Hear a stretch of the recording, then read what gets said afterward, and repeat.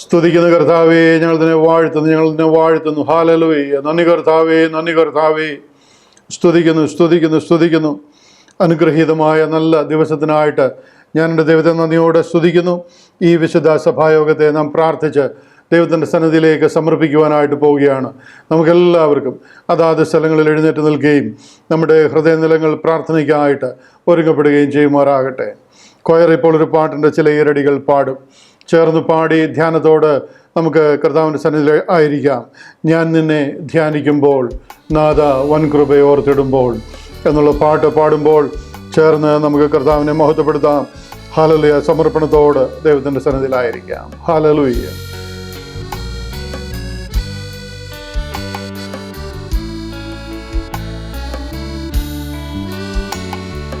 ഞാൻ നിന്നെ ധ്യാനിക്കുമ്പോൾ നാഥ നിൻ കൃപയോർത്തിടുമ്പോൾ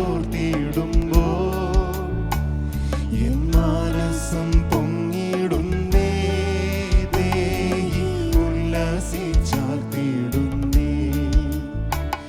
എൻ മനസ്സം പൊങ്ങിടുന്നേ, ദേഹി ഉല്ലസിച്ചാർത്തിടുന്നേ. ഞാൻ ധ്യാനിക്കുമ്പോൾ നാഥ നിൻ കൃപയോർത്തിടുമ്പോൾ എൻ മനസ്സം പൊങ്ങിടുന്നേ, ദേഹി ഉല്ലസിച്ചാർത്തിടുന്നേ. എൻ മനസ്സം പൊങ്ങിടുന്നേ, ദേഹി ഉല്ലസിച്ചാർത്തിടുന്നേ.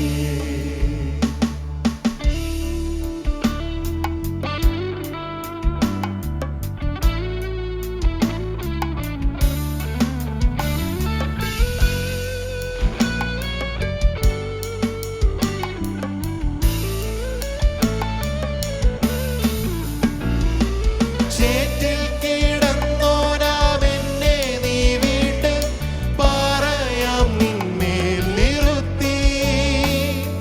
ചേറ്റിൽ കിടന്നോനാമെന്നെ നീ വീണ്ട് പറയാം നിന്മേൽ നിറുത്തി. എൻ ഗമനത്തെ സുസ്ഥിരമാക്കി നിൻ സ്തുതി തന്നതിനാ. എൻ ഗമനത്തെ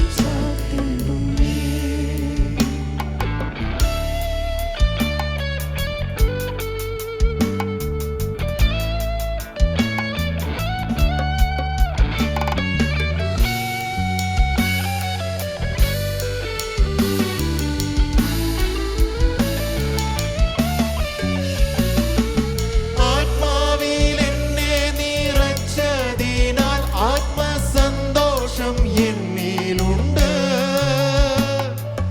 ആത്മാവിൽ എന്നെ നിറച്ചതിനാൽ ആത്മസന്തോഷം എന്നിലുണ്ട്. തേജസ്സിലാനന്ദരൂപനാം യേശുവെ കാണുമേ ഞാൻ നിജമായി. തേജസ്സിലാനന്ദരൂപനാം യേശുവെ കാണുമേ ഞാൻ നിജമായി. ഞാൻ നിന്നെ ധ്യാനിക്കുമ്പോൾ നാഥ നിൻ കൃപയോർത്തിടുമ്പോൾ എൻ മാനസം പൊങ്ങിടുന്നേ. ദേഹി ഉല്ലസിച്ചാർത്തിടുന്നേ. എൻ മാനസം പൊങ്ങിടുന്നേ. ദേഹി ഉല്ലസിച്ചാർത്തിടുന്നേ.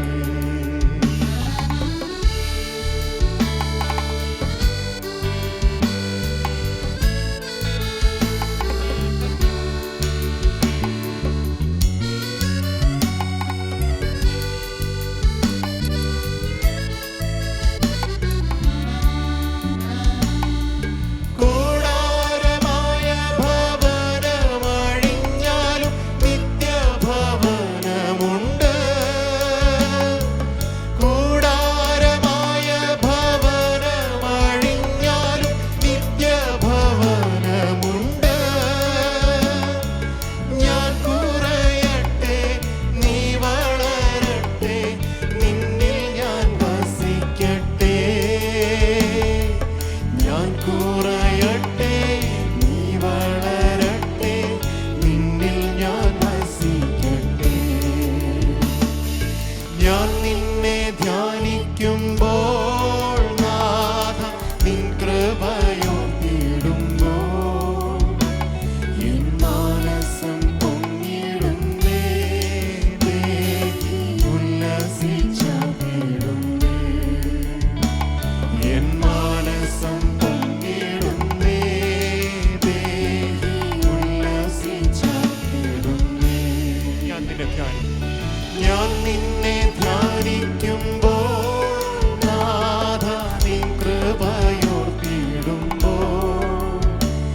എൻ മാനസം പൊങ്ങിടുന്നേ. ദേഹി ഉല്ലസിച്ചാർത്തിടുന്നേ.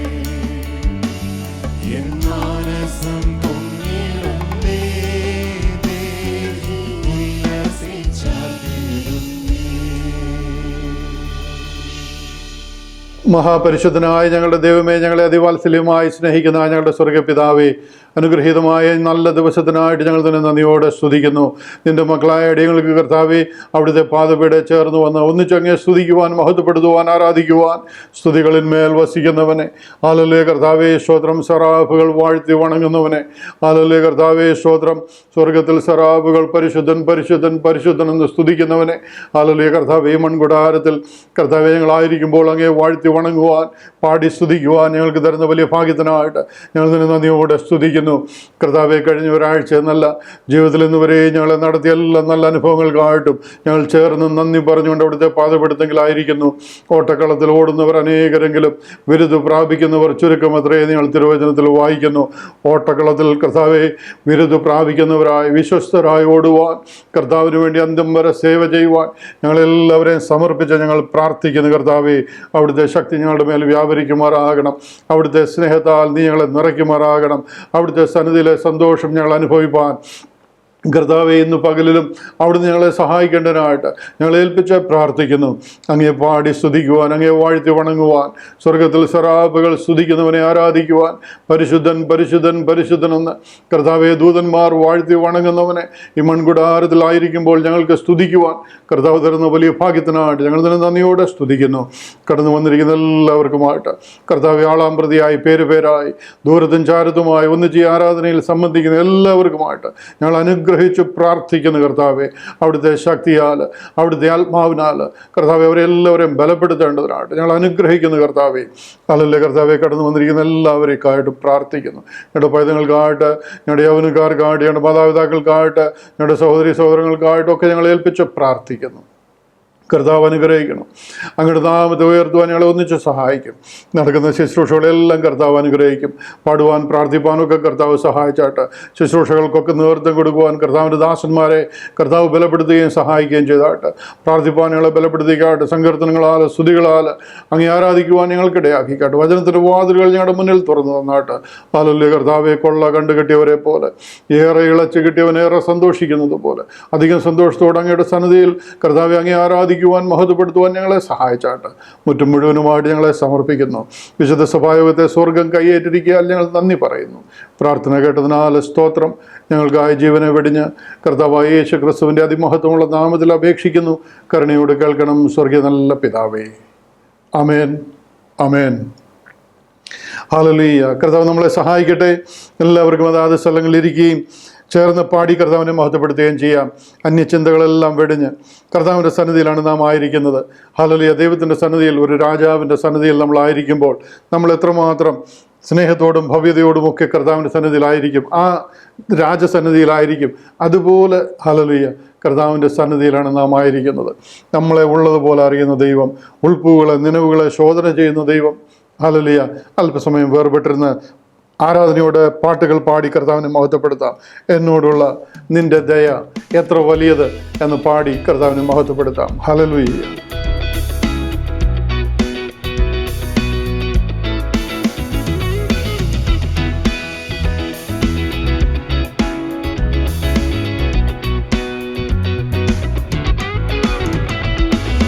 എന്നോടുള്ള നിന്റെ ദയ എത്ര വലിയത്, എന്നോടുള്ള നിന്റെ കൃപ എത്ര വലിയത്, എന്നോടുള്ള നിന്റെ ദയ എത്ര വലിയത്, എന്നോടുള്ള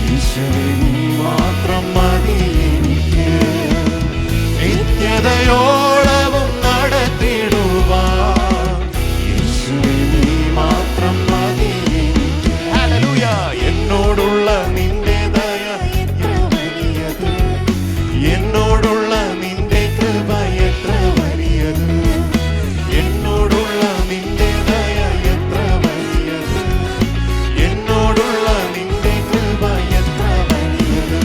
അതു മഞ്ഞു പോലെ എന്നിൽ പൊഴിഞ്ഞു വീഴും, അതു മാരി പോലെ എന്നിൽ പെയ്തിറങ്ങും, അതു മഞ്ഞു പോലെ എന്നിൽ പൊഴിഞ്ഞു വീഴും, അതു മാരി പോലെ എന്നിൽ പെയ്തിറങ്ങും. പർവ്വതം മാറിയാലും കുന്നുകൾ നീങ്ങിയാലും നിന്ദയ എന്നെ വിട്ടുമാറുന്നില്ല. പർവ്വതം മാറിയാലും കുന്നുകൾ നീങ്ങിയാലും നിന്ദയ എന്നെ വിട്ടുമാറുന്നില്ല. എന്നോടുള്ള നിന്റെ ദയ എത്ര വലിയത്, എന്നോടുള്ള നിന്റെ കൃപ എത്ര വലിയത്, എന്നോടുള്ള നിന്റെ ദയ എത്ര വലിയത്, എന്നോടുള്ള നിന്റെ കൃപ എത്ര വലിയത്, എന്നോടുള്ള നിന്റെ ദയ എത്ര വലിയത്, എന്നോടുള്ള നിന്റെ കൃപ എത്ര വലിയത്, എന്നോടുള്ള നിന്റെ ദയ എത്ര വലിയത്, എന്നോടുള്ള നിന്റെ കൃപ എത്ര വലിയത്. കർത്താവെ, ഞങ്ങളങ്ങേ വാഴ്ത്തുന്നു, വണങ്ങുന്നു. ഹല്ലേലൂയ. എന്നോടുള്ള നിന്റെ ദയ എത്ര വലിയത്. ഹല്ലേലൂയ. ഒരു കണ്ണിനും ദയ തോന്നാതെ തള്ളപ്പെട്ട് കിടന്നിരുന്നവരായ ഞങ്ങളെ കർത്താവെ അവിടുന്ന് സ്നേഹിച്ചു. ഉലക സ്ഥാപനത്തിന് മുന്നമേ കർത്താവ് ഞങ്ങളെ കണ്ടിരുന്നു, ഞങ്ങളെ പേർ ചൊല്ലി വിളിച്ചിരുന്നു. തക്ക സമയത്ത് അങ്ങയുടെ രാജ്യത്തിൻ്റെ വ്യാപ്തിക്ക് വേണ്ടി ഹല്ലേലൂയ കർത്താവെ ഞങ്ങളുടെ രക്ഷയ്ക്കായിട്ട് ഞങ്ങളെ വിളിച്ചു വേർതിരിച്ചു. ഇസ്രായേൽ പൗരതയോട് യാതൊരു സംബന്ധവും ഇല്ലാതെ തള്ളപ്പെട്ട് കിടന്നിരുന്നവരായ ഞങ്ങൾ, വാഗ്ദത്തത്തിൻ്റെ നിയമങ്ങൾക്ക് അന്യരും പ്രത്യാശയില്ലാത്തവരുമായി കിടന്നിരുന്ന ഞങ്ങളെ കർത്താവെ പേർ ചൊല്ലി വിളിച്ച് ഹല്ലേലൂയ അങ്ങയുടെ രാജ്യത്തിന് വേണ്ടി ഹല്ലേലൂയ അങ്ങയുടെ രാജ്യത്തിലാക്കി വെച്ചിരിക്കുന്നത് ഓർത്ത് ഞങ്ങൾ അങ്ങയെ സ്തുതിക്കുന്നു. എന്നോടുള്ള നിന്റെ ദയ എത്ര വലിയത് എന്ന് പാടി കർത്താവിനെ മഹത്വപ്പെടുത്തുവാൻ നിങ്ങളെ സഹായിച്ചല്ലോ. ചേർന്ന് നമുക്ക് വീണ്ടും ആരാധിക്കാം, പാടാം. എന്ത് നല്ലൊരു സഖി യേശു എന്നുള്ള പാട്ട് കൊയർ ലീഡ് ചെയ്യും. ചേർന്ന് നമുക്ക് പാടി കർത്താവിനെ മഹത്വപ്പെടുത്താം.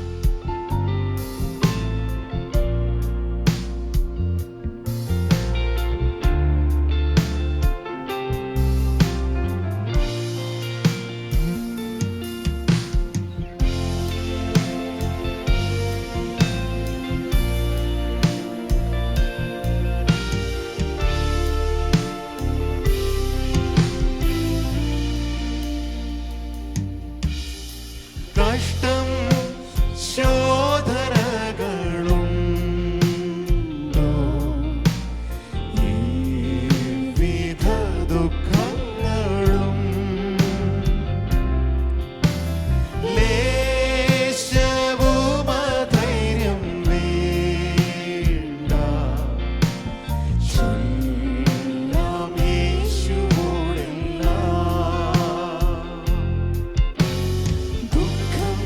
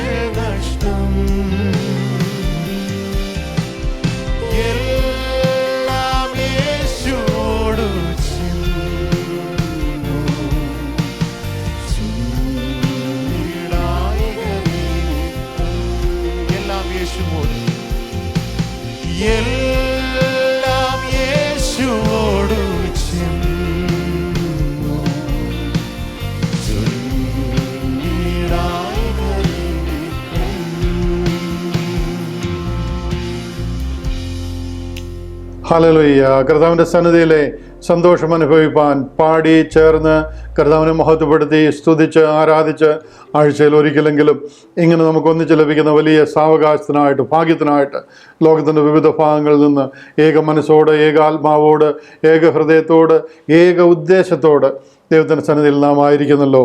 ഹല്ലേലൂയ. എന്ത് നല്ലൊരു സഖി യേശു കർത്താവ് നമ്മുടെ എല്ലാ ജീവിത പന്താവിലും കൂടെ ഇരുന്ന് നമ്മളെ കരം പിടിച്ച് നടത്തുന്നതോർത്ത് നമുക്ക് വീണ്ടും കർത്താവിനെ മഹത്വപ്പെടുത്തിക്കൊണ്ട് ദൈവത്തിൻ്റെ സന്നിധിയിലായിരിക്കുമ്പോൾ തിരുവചന വായനയ്ക്കായിട്ട് നാം കടക്കുവാനായിട്ട് പോവുകയാണ്. എല്ലാവരും കരങ്ങളിൽ ബൈബിളുള്ളവരെല്ലാവരും ബൈബിൾ എടുക്കുകയും ഈ വായിക്കുന്ന ഭാഗം ചേർന്ന് ധ്യാനിക്കുകയും ചെയ്യുവാനായിട്ട് ദൈവം സഹായിക്കട്ടെ. Praise the Lord. മത്തായി എഴുതിയ സുവിശേഷം അതിൻ്റെ 27-ാം അധ്യായം 24 മുതൽ 51 വരെയുള്ള വാക്യങ്ങൾ വായിക്കുന്നു. ആരവാരം അധികമാകുന്നതല്ലാതെ ഒന്നും സാധിക്കുന്നില്ല എന്ന് പീലാത്തോസ് കണ്ടിട്ട് വെള്ളമെടുത്ത് പുരുഷാരം കാണുകയെ കൈകഴുകുകയും ഈ നീതിമാന്റെ രക്തത്തിൽ എനിക്ക് കുറ്റമില്ല, നിങ്ങൾ തന്നെ നോക്കിക്കൊള്ളുവിനെന്ന് പറഞ്ഞു. അവൻ്റെ രക്തം ഞങ്ങളുടെ മേലും ഞങ്ങളുടെ മക്കളുടെ മേലും വരട്ടെ എന്ന് ജനമൊക്കെയും ഉത്തരം പറഞ്ഞു. അങ്ങനെ അവൻ ബറാബാസിനെ അവർക്ക് വിട്ടുകൊടുത്തു. യേശുവിനെ ചമ്മട്ടി കൊണ്ടടിപ്പിച്ചു ക്രൂശിക്കേണ്ടതിന് ഏൽപ്പിച്ചു. അനന്തരം നാടുവാഴിയുടെ പടയാളികൾ യേശുവിനെ ആ സ്ഥാനത്തേക്ക് കൂട്ടിക്കൊണ്ടുപോയി പട്ടാളത്തെ എല്ലാം അവൻ്റെ നേരെ വരുത്തി അവൻ്റെ വസ്ത്രം അഴിച്ച് ഒരു ചുമന്ന മേലങ്കി ധരിപ്പിച്ചു. മുള്ളുകൊണ്ട് ഒരു കിരീടം അണഞ്ഞ് അവൻ്റെ തലയിൽ വെച്ചു. വലങ്കയിൽ ഒരു കോലും കൊടുത്തു അവൻ്റെ മുമ്പിൽ മുട്ടുകുത്തി, യഹൂദന്മാരുടെ രാജാവേ ജയ ജയ എന്ന് പരിഹസിച്ചു പറഞ്ഞു. പിന്നെ അവൻ്റെ മേൽ തുപ്പി കോലെടുത്ത് അവൻ്റെ തലയിലടിച്ചു. അവനെ പരിഹസിച്ചു തീർന്നപ്പോൾ മേലങ്കി നീക്കി അവൻ്റെ സ്വന്തം വസ്ത്രം ധരിപ്പിച്ചു ക്രൂശിപ്പാൻ കൊണ്ടുപോയി. അവർ പോകുമ്പോൾ ശീമോൻ എന്ന പേരുള്ള കുറേനക്കാരനെ കണ്ടു. അവൻ്റെ ക്രൂശ് ചുമപ്പാൻ നിർബന്ധിച്ചു. തലയോടിടമെന്ന അർത്ഥമുള്ള ഗോൽഗോഥ എന്ന സ്ഥലത്ത് എത്തിയപ്പോൾ അവന് കയ്പ് കലക്കിയ വീഞ്ഞു കുടിപ്പാൻ കൊടുത്തു. അത് രുചിച്ചു നോക്കിയാറെ അവന് കുടിപ്പാൻ മനസ്സായില്ല. അവനെ ക്രൂശിൽ തറച്ച ശേഷം അവർ ചീട്ടിട്ട് അവൻ്റെ വസ്ത്രം പകുത്തെടുത്തു. അവിടെ ഇരുന്നു കൊണ്ട് അവനെ കാത്തു. യഹൂദന്മാരുടെ രാജാവായ യേശു എന്ന് അവൻ്റെ കുറ്റസംഗതി എഴുതി അവൻ്റെ തലയ്ക്ക് മീതെ വെച്ചു. വലത്തും ഇടത്തുമായ 2 കള്ളന്മാരെയും അവനോട് കൂടെ ക്രൂശിച്ചു. കടന്നു പോകുന്നവർ തല ഉലുക്കി അവനെ ദൂഷിച്ചു. മന്ദിരം പൊളിച്ച് 3 നാൾ കൊണ്ട് പണിയുന്നവനെ, നിന്നെ തന്നെ രക്ഷിക്കാം, ദൈവപുത്രനെങ്കിൽ ക്രൂശിൽ നിന്ന് ഇറങ്ങി വാ എന്ന് പറഞ്ഞു. അങ്ങനെ തന്നെ മഹാപുരോഹിതന്മാരും ശാസ്ത്രിമാരും മൂപ്പന്മാരും പരിഹസിച്ചു. ഇവൻ മറ്റുള്ളവരെ രക്ഷിച്ചു, തന്നെ താൻ രക്ഷിപ്പാൻ കഴിയുകയില്ല. അവൻ ഇസ്രായേലിൻ്റെ രാജാവാകുന്നു എങ്കിൽ ഇപ്പോൾ ക്രൂശിൽ നിന്ന് ഇറങ്ങി വരട്ടെ. എന്നാൽ ഞങ്ങൾ അവനിൽ വിശ്വസിക്കും. അവൻ ദൈവത്തിൽ ആശ്രയിക്കുന്നു. അവനെ ഇവനിൽ പ്രസാദമുണ്ടെങ്കിൽ ഇപ്പോൾ വിടുവിക്കട്ടെ. ഞാൻ ദൈവപുത്രനെന്ന് അവൻ പറഞ്ഞുവല്ലോ എന്ന് പറഞ്ഞു. അങ്ങനെ തന്നെ അവനോടുകൂടെ ക്രൂശിച്ചിരുന്ന കള്ളന്മാരും അവനെ നിന്ദിച്ചു. 6-ാം മണിനേരം മുതൽ 9-ാം മണിനേരം വരെ ദേശത്തെല്ലാം ഇരുട്ടുണ്ടായി. ഏകദേശം 9-ാം മണിനേരത്തും യേശു ഏലി ഏലി ലമ്മ ശബത്കാനി എന്ന് ഉറക്കം നിലവിളിച്ചു. എൻ്റെ ദൈവമേ നീ എന്നെ കൈവിട്ടത് എന്തെന്നർത്ഥം. അവിടെ നിന്നിരുന്നവരിൽ ചിലർ അത് കേട്ടിട്ട് അവൻ ഏലിയാവെ വിളിക്കുന്നുവെന്ന് പറഞ്ഞു. ഉടനെ അവരിൽ ഒരുത്തൻ ഓടി ഒരു സ്പോങ് എടുത്ത് പുളിച്ച വീഞ്ഞു നിറച്ച് ഓടത്തിൻ്റെ മേലാക്കി അവന് കുടിപ്പാൻ കൊടുത്തു. ശേഷം അവരുള്ളവർ, നിൽക്കാ, ഏലിയാവനെ രക്ഷിപ്പാൻ വരുമോ എന്ന് നോക്കാമെന്ന് പറഞ്ഞു. യേശു പിന്നെയും ഉറക്കം നിലവിളിച്ചു പ്രാണനെ വിട്ടു. ആമേൻ, ആമേൻ, ആമേൻ. വായിച്ചു കേട്ട അനുഗ്രഹീതമായ വേദ ഭാഗത്തിനായിട്ട് ഞാൻ എൻ്റെ ദൈവത്തെ നന്ദിയോടെ സ്തുതിക്കുന്നു. ഈ വചനത്തിൽ കൂടെ കർത്താവ് നമ്മളോട് സംസാരിക്കുമാറാകട്ടെ, അത് നമ്മളോട് ഇടപെടുമാറാകട്ടെ, അത് നമുക്ക് എല്ലാ നിലയിലും അനുഗ്രഹമായി തീരട്ടെ. തിരുവചനം നമ്മുടെ കാലുകൾക്ക് ദീപമായി, പാതയ്ക്ക് പ്രകാശമായി അനുദിനം നമ്മളെ നടത്തട്ടെ. ദൈവവചനത്തിൻ്റെ വെളിച്ചത്തിൽ നടക്കുവാൻ, ഹല്ലേലൂയ, പകൽ വെളിച്ചം പോലെ, സൂര്യൻ്റെ വെളിച്ചം പോലെ അത് നമ്മളെ മുന്നോട്ട് നയിക്കുവാൻ ദൈവം ഇടയാക്കട്ടെ. ലോകത്തിലുള്ള എന്ത് പ്രയാസങ്ങൾ വന്നാലും, ലോകത്തിലുള്ള എന്ത് കഷ്ടം വന്നാലും അതെല്ലാം സാരമില്ലെന്ന് പറയുവാൻ, തിരുവചനത്തിൻ്റെ വെളിച്ചത്തിൽ നടക്കുവാൻ കർത്താവ് നമ്മളെ സഹായിക്കട്ടെ. അനുഗ്രഹീതമായ വേദവചനത്തിനായിട്ട് ഞാൻ എൻ്റെ കർത്താവിനെ നന്ദിയോടെ സ്തുതിക്കുന്നു. ദൈവത്തിന് സ്തോത്രം, ദൈവത്തിന് സ്തോത്രം, ദൈവത്തിന് സ്തോത്രം. ഹല്ലേലൂയ. നാം ചില വിഷയങ്ങൾ കർത്താവിൻ്റെ സന്നിധിയിൽ ഏൽപ്പിച്ച് പ്രാർത്ഥിച്ചുകൊണ്ടായിരിക്കുകയാണല്ലോ. തുടർന്ന് നമ്മൾ ആ ഇൻ്റർസെസറി പ്രെയറിന് വേണ്ടിയിട്ട് കർത്താവിനോട് ദൈവത്തിൻ്റെ സന്നിധിയോട് അടുത്ത് വരികയാണ്. ചില വിഷയങ്ങൾ പ്രാരംഭമായിട്ട് നാം പ്രാർത്ഥിച്ചുകൊണ്ടിരിക്കുന്നത്, കർത്താവ് നമ്മളെ ഏൽപ്പിച്ചിരിക്കുന്ന ഒരു വലിയ ദൗത്യമുണ്ട്. അതാണ് നിരപ്പിൻ്റെ ശുശ്രൂഷ. ഇന്ന് നമുക്ക് ക്രിസ്ത്യാനികൾ അഭിമാനിക്കുന്ന, അനേകർക്ക് അറിയാതെ പോയിരിക്കുന്ന മിനിസ്ട്രി ഓഫ് റീകൺസിലിയേഷൻ അല്ലെങ്കിൽ നിരപ്പിൻ്റെ ശുശ്രൂഷ. പിതാവായ ദൈവം ലോകത്തിൻ്റെ ലംഘനങ്ങളെ കണക്കിടാതെ ലോകത്തെ ക്രിസ്തുവിൽ തന്നോട് നിരപ്പിച്ചു. ആ നിരപ്പിൻ്റെ ശുശ്രൂഷ അറിയിക്കുവാൻ, അതിൻ്റെ ലോകത്തിൻ്റെ, ഈ ലോകം മുഴുവനും സ്വർഗത്തിൻ്റെ അംബാസിഡേഴ്സായിട്ട്, യേശു ക്രിസ്തുവിൻ്റെ അംബാസിഡേഴ്സായിട്ട് ഈ ശുശ്രൂഷയെ ലോകത്തിൽ അറിയിക്കുവാൻ ദൈവം നമ്മളെ ഏൽപ്പിച്ചിരിക്കുന്നു. ആ മഹത്വമേറിയ ശുശ്രൂഷ ധൈര്യത്തോടെ, വിശ്വസ്തയോടെ ചെയ്യുവാൻ കർത്താവ് നമ്മളെ സഹായിക്കേണ്ടതിനായിട്ട് നമുക്ക് പ്രാർത്ഥിക്കാം. ആ ഒരു വലിയ മഹാദൗത്യം നാം ഏറ്റെടുത്ത് ഗേറ്റ് മിനിസ്ട്രീസിൻ്റെ ഉള്ളിൽ പ്രവർത്തിക്കുന്ന എല്ലാ പോഷക സംഘടനകൾക്കായിട്ട് നമുക്ക് ദൈവത്തെ സ്തുതിക്കാം. ഗേറ്റ് ചർച്ചിനായിട്ട് നമുക്ക് പ്രാർത്ഥിക്കാം. തുറന്നോസിൻ്റെ പാഠശാല എന്ന പേരിൽ അറിയപ്പെടുന്ന സാറ്റർഡേസിൽ നടക്കുന്ന ബൈബിൾ ക്ലാസ്സിനായിട്ട് നമുക്ക് പ്രാർത്ഥിക്കാം. അപ്രൂവ്ഡ് വർക്ക്മാൻ ഇൻസ്റ്റിറ്റ്യൂട്ട് എന്ന പേരിൽ അറിയപ്പെടുന്ന ടീച്ചേഴ്സ് ട്രെയിനിങ് പ്രോഗ്രാമിനായിട്ട് നമുക്ക് പ്രാർത്ഥിക്കാം. TGTVക്കായിട്ട് 24/7 ഗ്രേസ് ഗോസ്പൽ പ്രക്ഷേപണം ചെയ്തുകൊണ്ടിരിക്കുന്ന TGTVക്കായിട്ട് നമുക്ക് പ്രാർത്ഥിക്കാം. ദ ഗേറ്റ് ഹിന്ദി സെഷനുകൾക്കായിട്ട് നമുക്ക് പ്രാർത്ഥിക്കാം. ഇതാ നിൻ്റെ മുമ്പിൽ ഞാനൊരു വാതിൽ തുറന്നു വെച്ചിരിക്കുന്നു, അതാർക്കും അടച്ചുകൂടാ. ഹല്ലേലൂയ. അത് സുവിശേഷത്തിൻ്റെ വാതിലാണ്. ഞാൻ അടച്ചാൽ അത് ആര് തുറക്കും? ഞാൻ തുറന്നാൽ അത് ആരടയ്ക്കും? കർത്താവ് വലിയ കാഴ്ചപ്പാടോടുകൂടി ദ ഗേറ്റ് മിനിസ്ട്രീസ് ദൈവം നമ്മളെ ഏൽപ്പിച്ചിരിക്കുന്ന ഒരു വലിയ ഉത്തരവാദിത്വമാണ്. ഒരു വലിയ വാതിൽ കർത്താവ് നമ്മുടെ മുന്നിൽ തുറന്നു വെച്ചിരിക്കുന്നു. ആ വാതിലിലൂടെ അനേകരെ ഈ സത്യസുവിശേഷം അറിയിക്കുവാൻ, സ്വർഗത്തിലേക്കുള്ള ഈ സ്വർഗീയ വാതിൽ കർത്താവ് നമ്മളെ ഏൽപ്പിച്ചിരിക്കുമ്പോൾ അത് അനേകരുടെ മുന്നിൽ തുറന്നു കൊടുക്കുവാൻ, അനേകർക്ക് ഈ സത്യസുവിശേഷത്തിലേക്ക് വരുവാൻ മുഖാന്തരമായി തീരുവാൻ ദൈവം നമ്മളെ സഹായിക്കേണ്ടതിനായിട്ട് നമുക്ക് ഏൽപ്പിച്ച് ചേർന്ന് പ്രാർത്ഥിക്കാം. ഹല്ലേലൂയ. വിവിധ ഭാഗങ്ങളിലായിട്ട് നടക്കുന്ന എല്ലാ ശുശ്രൂഷകൾ, നോർത്ത് ഇന്ത്യയിൽ നടക്കുന്ന ശുശ്രൂഷകൾ, കേരളത്തിൽ നടക്കുന്ന ശുശ്രൂഷകൾ, കോട്ടയത്ത്, അതുപോലെ തന്നെ സുൽത്താൻ ബത്തേരിയിൽ, അടിമാലിയിൽ, പല പ്രദേശങ്ങളിൽ, ഹല്ലേലൂയ, ചങ്ങനാശ്ശേരിയിൽ, ഹല്ലേലൂയ, ഒക്കെ പല സ്ഥലങ്ങളിൽ നടക്കുന്ന പ്രവർത്തനങ്ങൾ, കോട്ടയത്ത് പുത്തൻകുരിശിൽ ഒക്കെ നടക്കുന്ന ബൈബിൾ ക്ലാസ്സുകൾ, എറണാകുളത്ത് നടക്കുന്ന ബൈബിൾ ക്ലാസ്, ഇതൊക്കെ അനുഗ്രഹമായി തീരുവാൻ കർത്താവ് നമ്മളെ സഹായിക്കേണ്ടതിനായിട്ട് നമുക്ക് ഏൽപ്പിച്ച് പ്രാർത്ഥിക്കാം. ഹല്ലേലൂയ. കർത്താവിൻ്റെ കരം അനുകൂലമായി കാണണം. ആത്മീക ധൈര്യം, കർത്താവിൻ്റെ മഹത്വമേറിയ ഈ ശുശ്രൂഷ ചെയ്യുവാൻ വേണ്ടുന്ന ദൈവകൃപ എല്ലാ ദൈവദാസന്മാരുടെയും മേൽ കർത്താവ് പകരേണ്ടതിനായിട്ട് നമുക്ക് ഏൽപ്പിച്ച് പ്രാർത്ഥിക്കാം. ഹല്ലേലൂയ.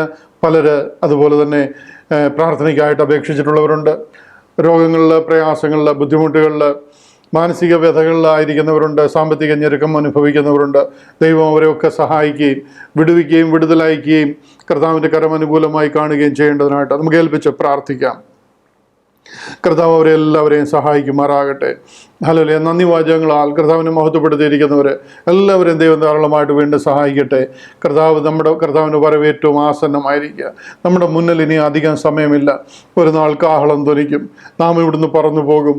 നമുക്ക് തന്നിരിക്കുന്ന ആ വലിയ പ്രത്യാശയ്ക്കായിട്ട് ദൈവത്തെ സ്തുതിക്കാം. ഇന്ന് നമ്മളോടൊപ്പം ചേർന്ന് ആരാധിക്കുന്ന സഹോദരി സഹോദരന്മാർക്കായിട്ട്, ലൈവായിട്ട് നമ്മളോടൊപ്പം ചേർന്നിരിക്കുന്നവർക്കായിട്ട്, മറ്റ് സോഷ്യൽ മീഡിയകളിൽ കൂടി നമ്മളെ ശ്രദ്ധിക്കുന്നവർക്കായിട്ട് ഒക്കെ നമുക്ക് പ്രാർത്ഥിക്കാം. കർത്താവ് അവരെ അനുഗ്രഹിക്കട്ടെ, സഹായിക്കട്ടെ. സമസ്ത വിഷയങ്ങളിലും കർത്താവിൻ്റെ കരം അനുകൂലമായി കാണട്ടെ. പ്രാർത്ഥനയ്ക്കായിട്ട് ഉള്ളിൽ ഞരങ്ങിക്കൊണ്ടായിരിക്കുന്ന എല്ലാ വിഷയത്തിലും കർത്താവ് മറുപടി കൊടുത്ത് അവരുടെ മുഖത്തെ ആദരിക്കേണ്ടതിനായിട്ട് നമുക്ക് ചേർന്ന് പ്രാർത്ഥിക്കാം. തുടർന്ന് നടക്കുന്ന ശുശ്രൂഷകളെ കർത്താവ് സഹായിക്കട്ടെ. കർത്താവെ, അടിയനോട് അരുളി ചെയ്യണമേ എന്നുള്ള ആത്മസമർപ്പണത്തോട് ദൈവസന്നിധിയിലായിരിക്കാം. ദൈവത്തിന് നാമം മഹിമപ്പെടണം. കർത്താവിൻ്റെ രാജ്യത്തിൻ്റെ വ്യാപ്തിക്ക് വേണ്ടി അധ്വാനിക്കുവാൻ ജനം സമർപ്പിക്കപ്പെടണം. എല്ലാത്തിനായിട്ട് നമുക്ക് സമർപ്പിച്ച് പ്രാർത്ഥിക്കാം. കണ്ണുകളടച്ചാട്ട് ഒരിക്കൽ കൂടി തലവണക്കിക്കാട്ടെ. മഹത്വത്തിൻ്റെ പ്രത്യാശയായ ഞങ്ങളുടെ ദൈവമേ, ഞങ്ങളെ സ്നേഹിക്കുന്ന ഞങ്ങളുടെ സ്വർഗ്ഗ പിതാവേ, പ്രാർത്ഥനയ്ക്കായിട്ട് അപേക്ഷിച്ചിരിക്കുന്ന സമസ്ത വിഷയങ്ങളുടെ മേലും കർത്താവ് കരം വെച്ച് അനുഗ്രഹിച്ച് മറുപടി അയച്ചിരിക്കുന്നതിനാൽ ഞങ്ങൾ ഇതിനെ നന്ദിയോടെ സ്തുതിക്കുന്നു. കർത്താവെ, ഈ മീറ്റിങ്ങിലായിരിക്കുന്ന ഞങ്ങളുടെ സഹോദരി സഹോദരങ്ങൾക്കായിട്ട് പ്രാർത്ഥിക്കുന്നു. കർത്താവ് അവർക്ക് കൊടുത്തിരിക്കുന്ന വിടുതലിനായിട്ട്, സൗഖ്യത്തിനായിട്ട്, സമാധാനത്തിനായിട്ട് ഞങ്ങൾ നന്ദി പറയുന്നു. തൃക്കരം അവരുടെ വിഷയത്തിന്മേൽ വെച്ചിരിക്കുന്നതിനാൽ ഞങ്ങൾ ഇതിനെ സ്തുതിക്കുന്നു. തുടർന്ന് നടക്കുന്ന ശുശ്രൂഷ കർത്താവ് അനുഗ്രഹിക്കും. അങ്ങയുടെ നാമം ഞങ്ങളുടെ മധ്യത്തിൽ ഉയരുവാൻ കർത്താവ് ഇടയാക്കും. പ്രാർത്ഥന കേട്ടതിനാൽ നന്ദി. ഞങ്ങൾക്കായി ജീവൻ വെടിഞ്ഞ് കർത്താവായ യേശു ക്രിസ്തുവിൻ്റെ അതിമഹത്വമുള്ള നാമത്തിൽ അപേക്ഷിക്കുന്നു. കരുണയോട് കേൾക്കണം സ്വർഗ്ഗ നല്ല പിതാവേ. ആമേൻ, ആമേൻ. ഹല്ലേലൂയ. കർത്താവ് നമ്മളെ വീണ്ടും സഹായിക്കുമാറാകട്ടെ, അനുഗ്രഹിക്കുമാറാകട്ടെ. കടന്നു വന്നിരിക്കുന്ന എല്ലാവർക്കും യേശു ക്രിസ്തുവിൻ്റെ നിശ്ചല നാമത്തിൽ ഒരിക്കൽ കൂടി നന്ദിയെയും വന്ദനത്തെയും അറിയിക്കുന്നു. ദൈവം എല്ലാവരെയും ധാരാളമായിട്ട് അനുഗ്രഹിക്കട്ടെ എന്ന് ഞാൻ കർത്താവിനോട് അപേക്ഷിക്കുന്നു, പ്രാർത്ഥിക്കുന്നു. നാം തുടർന്ന് തിരുവചനത്തിൽ നിന്ന് ശ്രദ്ധിക്കുവാനായിട്ട് പോവുകയാണ്. ബ്രദർ എൽദോ വർഗീസ് ഇന്നും നമ്മളോടൊപ്പമുണ്ട്. കർത്താവിൻ്റെ ദാസൻ കഴിഞ്ഞ ചില ദിവസങ്ങളായി നമ്മളോട് ശുശ്രൂഷിക്കുകയായിരുന്നല്ലോ. തന്നിൽ കൂടെ നടക്കുന്ന എല്ലാ അനുഗ്രഹീതമായ ശുശ്രൂഷകൾക്കായിട്ടും ഞാൻ ദൈവത്തെ സ്തുതിക്കുന്നു. ദ ഗേറ്റ് ചർച്ച് കോട്ടയം എന്ന പേരിൽ അറിയപ്പെടുന്ന തൻ്റെ ഒരു യൂട്യൂബ് ചാനലുണ്ട്. അതിമനോഹരമായിട്ട് ഇന്ന് തന്നെക്കാൾ വിദ്യാഭ്യാസ യോഗ്യതയുള്ള എല്ലാ നിലയിലും അനുഗ്രഹിക്കപ്പെട്ടവരായ അനേകർ ദൈവത്തിൻ്റെ ദാസന്മാരെന്ന് അഭിമാനിക്കുന്നവരുള്ളപ്പോൾ വളരെ ഭംഗിയായിട്ട് അതിമനോഹരമായിട്ട് സ്വർഗീയ സത്യങ്ങളെ വിളിച്ച് ഘോഷിക്കുവാൻ പ്രസിദ്ധമാക്കുവാൻ ദൈവം ശക്തമായിട്ട് ഉപയോഗിച്ചുകൊണ്ടിരിക്കുന്ന ഒരു കർത്താവിൻ്റെ ദാസനാണ് ബ്രദർ എൽദോ വർഗീസ്. തന്നെ ദൈവം ധാരാളമായിട്ട് സഹായിക്കട്ടെ. തന്നിൽ കൂടെ നടക്കുന്ന എല്ലാ ശുശ്രൂഷകളുടെ മേൽ ദൈവം അനുഗ്രഹിച്ച് തന്നെ ധാരാളമായിട്ട് ഉപയോഗിക്കട്ടെ എന്ന് ഞാൻ പ്രാർത്ഥിക്കുന്നു. ഗേറ്റ് ചർച്ചിന് താൻ ഒരു അനുഗ്രഹമാണ്. കോട്ടയത്തെ ശുശ്രൂഷകൾക്ക് താൻ നേതൃത്വം കൊടുത്തുകൊണ്ട് ആയിരിക്കുന്നു. കർത്താവിൻ്റെ ദാസനെ ഞാൻ മുന്നോട്ട് ക്ഷണിക്കുകയാണ്. തന്നെ ദൈവം ഏൽപ്പിച്ചിരിക്കുന്ന ആത്മീക ദൂത് നമ്മെ അറിയിക്കുവാൻ, തൻ്റെ അനുഭവങ്ങളിൽ നിന്ന് പങ്കിടുവാൻ കർത്താവിൻ്റെ ദാസനെ ഞാൻ ക്ഷണിക്കുന്നു. ബ്രദർ എൽദോ വർഗീസ്. കർത്താവായ യേശു ക്രിസ്തുവിൻ്റെ നാമത്തിന് വീണ്ടും മഹത്വം. കർത്താവിൻ്റെ കൃപ നമ്മളോട് കൂടെ എല്ലാവരോടും കൂടെ ഇരിക്കുമാറാകട്ടെ. ദൈവവചനത്തിൽ നിന്ന് നമുക്ക് ചിന്തിക്കാം. കർത്താവ് തൻ്റെ വചനത്തിലൂടെ നമ്മളോട് സംസാരിക്കട്ടെ. അതാണല്ലോ നമ്മളുടെ ആത്മീയ ജീവിതത്തിൻ്റെ ആഹാരവും വളർച്ചയ്ക്ക് ആവശ്യവുമായിരിക്കുന്ന സ്വർഗീയ പൂജ്യം. കർത്താവ് ഇന്ന് നമ്മളെ അതിനായിട്ട് സഹായിക്കട്ടെ. ഞാനിന്ന് നിങ്ങളോട് പങ്കുവയ്ക്കാനായിട്ട് ആഗ്രഹിക്കുന്ന വിഷയം എന്ന് പറയുന്നത് സ്നാനം എന്നുള്ളതായിരിക്കുന്ന ഒരു വിഷയമാണ്. കാരണം ലോകത്തിലുള്ളായിരിക്കുന്ന എല്ലാ ക്രൈസ്തവ സഭകളും ലോകത്തിൽ പറയപ്പെടുന്നതായിരിക്കുന്ന കാര്യം, സ്നാനം സ്വീകരിച്ചെങ്കിൽ മാത്രമേ ക്രിസ്തുവിനോട് കൂടെ വസിപ്പാനായിട്ട് നമുക്കെല്ലാവർക്കും കഴിയുകയുള്ളൂ. സ്നാനം ഒരു ക്രിസ്തീയ ഉപദേശമായി തന്നെ ലോക ക്രൈസ്തവരുടെ ഇടയിൽ നിറഞ്ഞിരിക്കുകയാണ്. അത് ഏത് മതമെന്നില്ല, ഏത് ക്രൈസ്തവ വിഭാഗമെന്നില്ല, ഏത് സഭകളെന്നില്ല, എല്ലാ സഭകളിലും സ്നാനപ്പെടാത്ത ഒരുത്തനും ക്രിസ്ത്യാനി അല്ല എന്നെണ്ണതായിരിക്കുന്ന ഒരു ലോകത്തിലാണ് നമ്മളെല്ലാവരും ജീവിക്കുന്നത്. അപ്പോൾ ഈ സ്നാനത്തെക്കുറിച്ച് ഞങ്ങൾ അത് യഥാർത്ഥത്തിൽ വെള്ളത്തിലുള്ളായിരിക്കുന്ന സ്നാനമല്ല ബൈബിൾ നിർദ്ദേശിക്കുന്നത്. ബൈബിൾ നിർദ്ദേശിക്കുന്നതായിരിക്കുന്ന സ്നാനം എന്ന് പറയുന്നത് ആത്മസ്നാനമാണ് എന്ന് പറയുമ്പോൾ കേൾക്കുന്നവർക്കത് വിശ്വസിക്കാൻ, അംഗീകരിക്കാൻ വലിയ ബുദ്ധിമുട്ടാണ്. അതിനെതിരെ ഒരുപാട് സംവാദങ്ങൾ നടക്കാറുണ്ട്. അപ്പോൾ ഞാൻ ഈ കഴിഞ്ഞ നാളുകളിലൊക്കെ എനിക്കൊരു ചെറിയ യൂട്യൂബ് വീഡിയോ ഒക്കെ ഉണ്ട്. നിങ്ങളിൽ ചിലരെല്ലാം അത് കാണാറുണ്ട്. അതിലൂടെ സ്നാനം എന്നുള്ളതായിരിക്കുന്ന വിഷയം ഇട്ട് കഴിഞ്ഞപ്പോൾ എനിക്ക് വന്നായിരിക്കുന്ന ചോദ്യങ്ങളിൽ ഏറിയ പങ്കും, ബ്രദറെ, നിങ്ങൾ ഇങ്ങനെയൊക്കെ പഠിപ്പിക്കുമ്പോൾ റോമാലേഖനം 6-ാം അധ്യായത്തിൻ്റെ 1 മുതലുള്ളായിരിക്കുന്ന വേദവാക്യങ്ങൾ നിങ്ങൾ എങ്ങനെ വ്യാഖ്യാനിക്കും, നിങ്ങൾ എങ്ങനെ പഠിപ്പിക്കും, അതിന് നിങ്ങൾ എന്തെന്ന് പറയും, അത് ആത്മസ്നാനമാണെന്ന് തെളിയിക്കാൻ നിങ്ങൾക്ക് എന്താണ് എവിഡൻസ് ഉള്ളത്? ഇതാണ് എന്നോട് പലരും ചോദിക്കുന്നത്. അവർ വിചാരിക്കുന്ന റോമാലേഖനം 6-ാം അധ്യായത്തിൽ ജലസ്നാനത്തെക്കുറിച്ചാണ് പൗലോസ് വാദിച്ചിരിക്കുന്നത്, സംസാരിച്ചിരിക്കുന്നതെന്നാണ്. എൻ്റെ പ്രിയമുള്ളവരെ, ദൈവവചനത്തിലെ ശരിയാവണ്ണം പഠിക്കുമ്പോൾ അതേത് സ്നാനമാണെന്ന് നമുക്ക് തിരിച്ചറിയാനായിട്ട് പറ്റും. തിരുവെഴുത്ത് നമ്മൾ പരിശോധിക്കുമ്പോൾ നമുക്ക് കാണാനായിട്ട് കഴിയുന്നത്, ബൈബിളിൽ പറയുന്നത് സ്നാനം ഒന്നേ ഉള്ളൂ എന്നല്ലേ? ഒന്നേ ഉള്ളൂ. എഫെസ്യ ലേഖനം അതിൻ്റെ 4-ാം അധ്യായത്തിൻ്റെ 5-ാം ഭാഗത്തിൽ നമ്മൾ വായിക്കുന്നത്, കർത്താവ് ഒരുവൻ, വിശ്വാസം ഒന്ന്, സ്നാനം ഒന്ന്, എല്ലാവർക്കും മീതെയുള്ളവനും എല്ലാവരിലും കൂടി വ്യാപരിക്കുന്നവനും എല്ലാവരിലും ഇരിക്കുന്നവനുമായി എല്ലാവർക്കും ദൈവവും പിതാവുമായവൻ ഒരുവൻ എന്നല്ലേ നമ്മൾ വായിക്കുന്നത്. അതിനകത്ത് ഒന്ന് ഒന്ന് ഒന്ന് എന്ന് പറയുന്ന കൂട്ടത്തിൽ എന്തുകൂടെയുണ്ട്? സ്നാനവും ഒന്നേ ഉള്ളെന്നാ പറഞ്ഞ് ആണല്ലോ. സ്നാനം ഒന്നേ ഉള്ളെന്നല്ലേ പറഞ്ഞേ. ശരി, നമ്മൾ 1 കൊരിന്ത്യർ ലേഖനം അതിൻ്റെ 12-ാം അധ്യായത്തിൻ്റെ 13-ാം വാക്യത്തിൽ വായിക്കുന്നത് എന്തെന്നാ? അവിടെ വായിക്കുന്നത്, യഹൂദന്മാരോ യവനന്മാരോ ദാസന്മാരോ സ്വതന്ത്രന്മാരോ നാം എല്ലാവരും ഒരേ ശരീരമാകുമാറ് ഏക ആത്മാവിൽ സ്നാനമേറ്റും പരിശുദ്ധാത്മാവിൽ സ്നാനമേറ്റും പരിശുദ്ധാത്മാവിനെ പാനം ചെയ്തും ഇരിക്കുന്നു എന്നാണ്. ഞാൻ പറഞ്ഞപ്പോൾ തെറ്റുപറ്റിയെങ്കിൽ ഒന്നും കൂടെ ഞാനത് വായിച്ച് കേൾപ്പിക്കാം. 1 കൊരിന്ത്യർ ലേഖനം 12-ാം അധ്യായത്തിൻ്റെ 13-ാമത്തെ വാക്യം ഇങ്ങനെയാണ് വായിക്കുന്നത്. അവിടെ വായിക്കുന്നത്, യഹൂദന്മാരോ യവനന്മാരോ ദാസന്മാരോ സ്വതന്ത്രരോ നാം എല്ലാവരും ഏക ശരീരമാകുമാർ ഒരേ ആത്മാവിൽ സ്നാനമേറ്റും എല്ലാവരും ഒരേ ആത്മാവിനെ പാനം ചെയ്തും ഇരിക്കുന്നു എന്നാണ്. അപ്പം നമ്മൾ എഫെസ്യ ലേഖനത്തിൽ എന്തെന്നാണ് വായിച്ചേ? അവിടെ നമ്മൾ വായിച്ചത് സ്നാനം ഒന്നേ ഉള്ളെന്നാണ് വായിച്ചത്. ഇവിടെ നമ്മൾ വായിച്ചത് ആ സ്നാനം ഏതാന്നാ വായിച്ചേ? പരിശുദ്ധാത്മ സ്നാനമാണെന്ന് വായിച്ചേ. ഒന്നുകിൽ നിങ്ങൾ പറയണം സ്നാനം രണ്ടുണ്ടെന്ന് പറയണം. എന്നിട്ട് നിങ്ങൾക്ക് പറയാം സ്നാനം രണ്ടുണ്ട്, ഒന്ന് പരിശുദ്ധാത്മാവിലുള്ള സ്നാനമുണ്ട്, വെള്ളത്തിലുള്ള സ്നാനമുണ്ടെന്ന് പറയണം. ഏ കാരണം എന്തായാലും നിങ്ങൾ പരിശുദ്ധാത്മാവിലെ സ്നാനത്തിനെ നിങ്ങൾ അംഗീകരിക്കുന്നവരാ. ക്രിസ്ത്യാനികളോട് ഞാൻ പറയുന്നത്, വേർപെട്ട സഭക്കാരോട് ഞാൻ പറയുന്നത്, അവരൊക്കെ അംഗീകരിക്കുന്ന പരിശുദ്ധാത്മ സ്നാനമുണ്ട്, പരിശുദ്ധാത്മ സ്നാനം കൂടാതെ ക്രിസ്തുവിനോട് ചേരാൻ ആർക്കും പറ്റുകയില്ല, അവർ പറയുന്നതാണ്. അപ്പോൾ അങ്ങനെയാണെങ്കിൽ അവരൊന്നും കൂടെ പറയും വെള്ളത്തിലുള്ള സ്നാനം ഉണ്ടെന്ന് പറയും. അപ്പോൾ നിങ്ങൾ തന്നെ പറയണം സ്നാനം രണ്ടുണ്ടെന്ന് പറയണം. പറയുമോ? പറയുകയില്ല. പറയില്ല. കാരണം തിരുവെഴുത്ത് പറയുന്നത് ഒരു സ്നാനം ഒന്നേ ഉള്ളൂ എന്നാണ് പറയുന്നത്, അല്ലേ? ഇത് മനസ്സിലാക്കുക. ശരി, ഞാൻ വേറെ ഒരു വേദഭാഗത്തിലേക്ക് വരട്ടെ. എബ്രായ ലേഖനം 9-ാം അധ്യായത്തിലേക്ക് വരട്ടെ. നിങ്ങളുടെ ശ്രദ്ധയെ ഞാൻ അങ്ങോട്ട് കൊണ്ടുപോകുന്നു. എബ്രായ ലേഖനം 9-ാം അധ്യായത്തിൻ്റെ 10-ാം വാക്യം.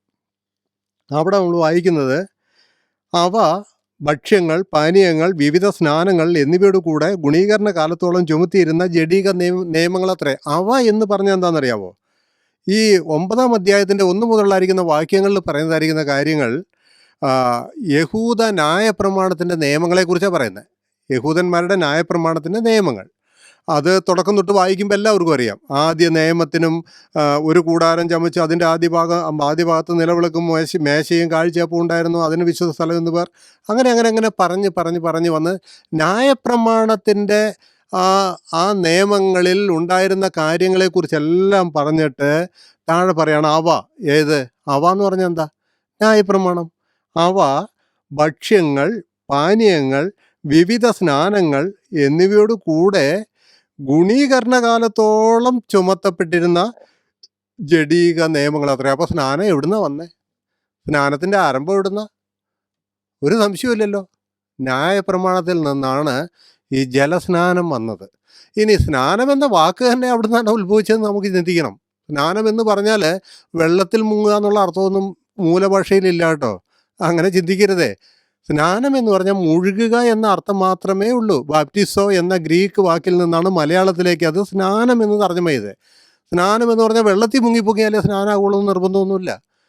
ഉദാഹരണത്തിന് ഞാൻ പറയാം, നിങ്ങൾ ഒരു കൊട്ട മണ്ണെടുത്ത് തലയിൽ കൂടെ വാരി വെതറിയാൽ ആ മണ്ണിൽ സ്നാനപ്പെട്ടവരാ, ഈ ബാപ്റ്റിസോ നടത്തിയവരാ എന്ന് പറഞ്ഞാൽ മുഴുകിയവരാ. ഞാൻ അതിന് പറയാറുണ്ട്, ഒരു 5 ലിറ്റർ മണ്ണെണ്ണയിൽ നിങ്ങളൊന്ന് കുളിച്ചാൽ അതും ഒരു സ്നാനമാണ്. മുഴുകുക എന്ന് മാത്രമേ സ്നാനം എന്ന വാക്കിന് അർത്ഥമുള്ളന്നേ. അപ്പോൾ ഇവിടെ ഈ പറയുന്നതായിരിക്കുന്ന എബ്രായ ലേഖനം 9-ാം അധ്യായത്തിൽ പറയുകയാണ്, ഇത് വിവിധ അവ ഈ ന്യായപ്രമാണത്തിലൂടെയാണല്ലോ സ്നാനം ലോകത്തിലേക്ക് കടന്നു വന്നേ. അല്ലാതെ എന്താ യേശു ക്രിസ്തു വന്നപ്പോൾ സ്നാനം കൊണ്ട് വന്നോ? യേശു ക്രിസ്തുവിന് മുമ്പേ സ്നാനമില്ലേ? യോഹന്നാൻ സ്നാപകൻ സ്നാനമല്ല കഴിപ്പിച്ചു. ഇതൊക്കെ എവിടുന്നാ വന്നേ? അറിയാമല്ലോ. ഈ പൗലോസ് അപ്പോസ്തലൻ വന്നപ്പോൾ സ്നാനം പുതുതായിട്ട് ഉരുത്തിരിയുകയാണോ ചെയ്തത്? ഒന്നുമല്ലല്ലോ. ഈ സ്നാനം വന്നതെന്ന് പറയുന്നത് ദൈവത്തിൻ്റെ ന്യായപ്രമാണത്തിലൂടെ വന്നതായിരിക്കുന്ന കാര്യമാണ്. അത് നമ്മൾ മനസ്സിലാക്കണം. എന്നിട്ട് പറഞ്ഞു, അവ ഭക്ഷ്യങ്ങൾ, പാനീയങ്ങൾ, വിവിധ സ്നാനങ്ങൾ എന്നിവയുടെ കൂടെ ഗുണീകരണ കാലത്തോളം ചുമത്തിയിരുന്ന ജഡീക നിയമങ്ങൾ അത്രേ എന്ന് പറഞ്ഞു. അപ്പോൾ ഈ ന്യായപ്രമാണം എന്നുള്ളതായിരിക്കുന്ന ആ തത്വത്തിലൂടെ വന്നായിരിക്കുന്ന ഒരു കാര്യം നാം ഇന്ന് നമ്മളുടെ വിശ്വാസത്തിന് ആധാരമായിട്ട് കൈക്കൊള്ളുമ്പോൾ നാം എവിടേക്കാണ് തിരിയുന്നത്? ന്യായപ്രമാണത്തിലേക്കല്ലേ? അല്ലേ? പൗലോസ് അപ്പോസ്തലൻ എന്താ റോമാലേഖനത്തിൽ പറഞ്ഞേ? ന്യായപ്രമാണത്താൽ ഒരു ജഡവും അവരുടെ സന്നിധിയിൽ നീതീകരിക്കപ്പെടുകയില്ലല്ലോ എന്നാ. നിങ്ങൾക്ക് പറയാൻ പറ്റുമോ സ്നാനം ന്യായപ്രമാണത്തിൻ്റെ തുടർച്ചയല്ല എന്ന് പറയാൻ പറ്റുമോ? ആണെന്ന് സമ്മതിച്ചാൽ പൗലോസ് പറയുന്ന ഈ വാക്യമോ, ന്യായപ്രമാണത്താൽ ഒരു ജഡവും അവൻ്റെ സന്നിധിയിൽ നീതീകരിക്കപ്പെടുകയില്ല. പിന്നെ ഈ ന്യായപ്രമാണത്തിലെ സ്നാനം മാത്രം അങ്ങ് എടുത്തിട്ട് പരിച്ഛേദനയും വേണ്ട, മറ്റൊന്നും വേണ്ട എന്ന് പറഞ്ഞാൽ അത് മാത്രം അങ്ങ് തള്ളി കളഞ്ഞാലോ? എങ്ങനെ ഇരിക്കും? അതുകൊണ്ട് ഇവിടെ പറയുകയാണ്, ഇത് ഈ ന്യായപ്രമാണത്തിലൂടെ വന്നതാണ്. ഈ സ്നാനങ്ങളും ഈ ഭക്ഷ്യങ്ങളും പാനീയങ്ങളും യാഗാർപ്പണങ്ങളും എല്ലാം ഇതിൽ കൂടെ വന്നതാണ്. അത് എവിടം വരെയാണെന്ന് ഇവിടെ പറഞ്ഞേ? അവിടെ 2 പോയിന്റ് പറഞ്ഞ് ഞാൻ നിങ്ങളോട് പറയാം. എവിടം വരെയാണെന്ന് പറഞ്ഞേ? അവിടെ പറഞ്ഞത്, ഒന്ന്, അത് ഗുണീകരണ കാലത്തോളം ചുമത്തിയിരുന്ന ദൈവിക നിയമം. ഗുണീകരണ കാലം. ഈ ഗുണീകരണ കാലം എന്ന് പറഞ്ഞാൽ എന്താ? ഗുണീകരണ കാലം എന്ന് പറഞ്ഞാൽ ജഡീകനായിരിക്കുന്ന മനുഷ്യനെ അങ്ങോട്ടും ഇങ്ങോട്ടും തിരിയാൻ അനുവദിക്കാതെ അവനെ കൺട്രോൾ ചെയ്ത് അവനെ ഒരു യോഗ്യനായ, തികഞ്ഞവനായ, കൊള്ളാവുന്നവനായ ഒരുത്തനാക്കി തീർക്കുവാൻ തക്കവണ്ണം, അവനെ ഗുണപ്പെടുത്താൻ തക്കവണ്ണം. ഒറ്റ വാക്കി പറഞ്ഞാൽ അവനെ സാധാരണ പറയാറില്ലേ, നീ ഗുണം വരില്ലടാന്ന് പറയാറില്ലേ എന്ന് പറഞ്ഞാൽ തന്നെ ഇവനെ ഈ ജഡീകനായിരിക്കുന്ന മനുഷ്യനെ, അല്ലെങ്കിൽ ഈ പ്രാകൃതനായിരിക്കുന്ന മനുഷ്യനെ, ഏത് പാപം കണ്ടാലും അതിനകത്ത് പന്നിയെപ്പോലെ ചേരിൽ ഉള്ളിരുന്നായിരിക്കുന്ന മനുഷ്യനെ അതിൽ നിന്ന് കൺട്രോൾ ചെയ്ത് അവനെ ഗുണപ്പെടുത്താനുള്ളതായിരിക്കുന്ന, ഗുണീകരണ കാലത്തോളം ഗുണപ്പെടുത്താനുള്ളതായിരിക്കുന്ന നിയമത്തിൻ്റെ ചട്ടക്കൂടാണ് ന്യായപ്രമാണം എന്നാണ് എബ്രായ ലേഖനത്തിൽ പറയുന്നത്. അതിലെ ഒരു പ്രമാണമാണ് സ്നാനം. കാര്യം മനസ്സിലായില്ലേ? ഇവിടെ പറയുന്നത് അതല്ലേ? നിങ്ങളതിനെ വായിച്ചു നോക്ക്. ഞാൻ പറയുന്നതിൽ വല്ല വ്യത്യാസമുണ്ടെങ്കിൽ നിങ്ങൾ വായിച്ചു നോക്ക്. ഇവിടെ പറയുന്ന കാര്യം അതാണ്. അതിലൊരു നിയമമാണ് സ്നാനം. അങ്ങനെ ഈ ന്യായപ്രമാണത്തെക്കുറിച്ച് ബൈബിൾ പറയുന്ന എന്താ അറിയോ? ന്യായപ്രമാണത്തെക്കുറിച്ച് അത് ബാലപാഠമാണെന്ന് പറയുന്നു. അത് ശിശുപാലകനാന്ന് പറയുന്നു. ഞാൻ ഇതിൻ്റെ എല്ലാം വാക്യങ്ങളിലേക്ക് കടക്കുന്നില്ല. നമ്മുടെ മുമ്പിലെ കുറഞ്ഞ സമയം കൊണ്ട് ഇതെല്ലാം വിശദീകരിക്കാൻ എന്നെ കൊണ്ട് പറ്റുകയില്ല. എന്നാലും ഞാൻ നിങ്ങളെ ഓർമ്മപ്പെടുത്തി പോവാം. ബാലപാഠമാണെന്ന് പറയുന്നു. അതിനെ ശിശുപാലകനാണെന്ന് പറയുന്നു. അത് ലോകത്തിൻ്റെ ആദ്യ പാഠങ്ങളാണെന്ന് എഫേസ്യ ലേഖനം 2-ാം അധ്യായത്തിൻ്റെ 8-ാം വാക്യത്തിൽ പറയുന്നു. ലോകത്തിൻ്റെ ആദ്യ പാഠങ്ങളാണെന്ന്. ഒരു വാക്യം നിങ്ങൾ വായിച്ച് കേൾപ്പിക്കാം. ഇതേ എബ്രായ ലേഖനം തന്നെ അതിൻ്റെ 6-ാം അധ്യായത്തിൻ്റെ 1-2 വാക്യങ്ങൾ. അതുകൊണ്ട് നിർജീവ പ്രവൃത്തികളെക്കുറിച്ചുള്ള മാനസാന്തരം, ദൈവത്തിങ്കിലെ വിശ്വാസം, സ്നാനങ്ങളെക്കുറിച്ചുള്ള ഉപദേശം. സ്നാനങ്ങളെക്കുറിച്ചുള്ള ഏത് സ്നാനങ്ങളാ? അത് തന്നെ നിങ്ങൾ പറയുന്ന സ്നാനം തന്നെ, വെള്ളത്തിലുള്ളായിരിക്കുന്ന സ്നാനം. സ്നാനങ്ങളെക്കുറിച്ചുള്ള ഉപദേശം, കൈവെപ്പ്, മരിച്ചവരുടെ പുനരുത്ഥാനം, നിത്യശിക്ഷാവിധി എന്നിങ്ങനെയുള്ള അടിസ്ഥാനം പിന്നെയും ഇടാതെ നാം ക്രിസ്തുവിനെക്കുറിച്ചുള്ള ആദ്യ വചനം വിട്ട് പരിജ്ഞാനപൂർത്തി പ്രാപിപ്പാൻ ശ്രമിക്കുക. ഇതൊക്കെ അടിസ്ഥാനമാണെന്ന്. അടിസ്ഥാനം എന്ന് പറഞ്ഞാലേ ബൈബിളിൻ്റെ അടിസ്ഥാന ഉപദേശ വിഷയം എന്ന് വ്യാഖ്യാനിക്കരുത് കേട്ടോ. ബൈബിളിൻ്റെ അടിസ്ഥാന ഉപദേശ വിഷയമല്ല. ബൈബിളിൻ്റെ അടിസ്ഥാന ഉപദേശ വിഷയം നമുക്ക് മാറ്റാൻ പറ്റുമോ? പറ്റുകയില്ലല്ലോ. ബൈബിളിൻ്റെ അടിസ്ഥാന വിഷയമല്ല.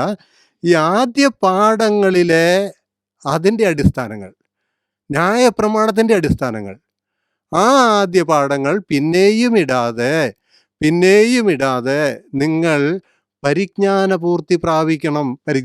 പൂർത്തി എങ്ങനെയാണ് പ്രാപിക്കുന്നതെന്ന് പറഞ്ഞാൽ ആദ്യ വചനം വിട്ട് പൂർത്തി പ്രാപിപ്പാൻ പിന്നെയും ശ്രമിക്കുക, അല്ലേ?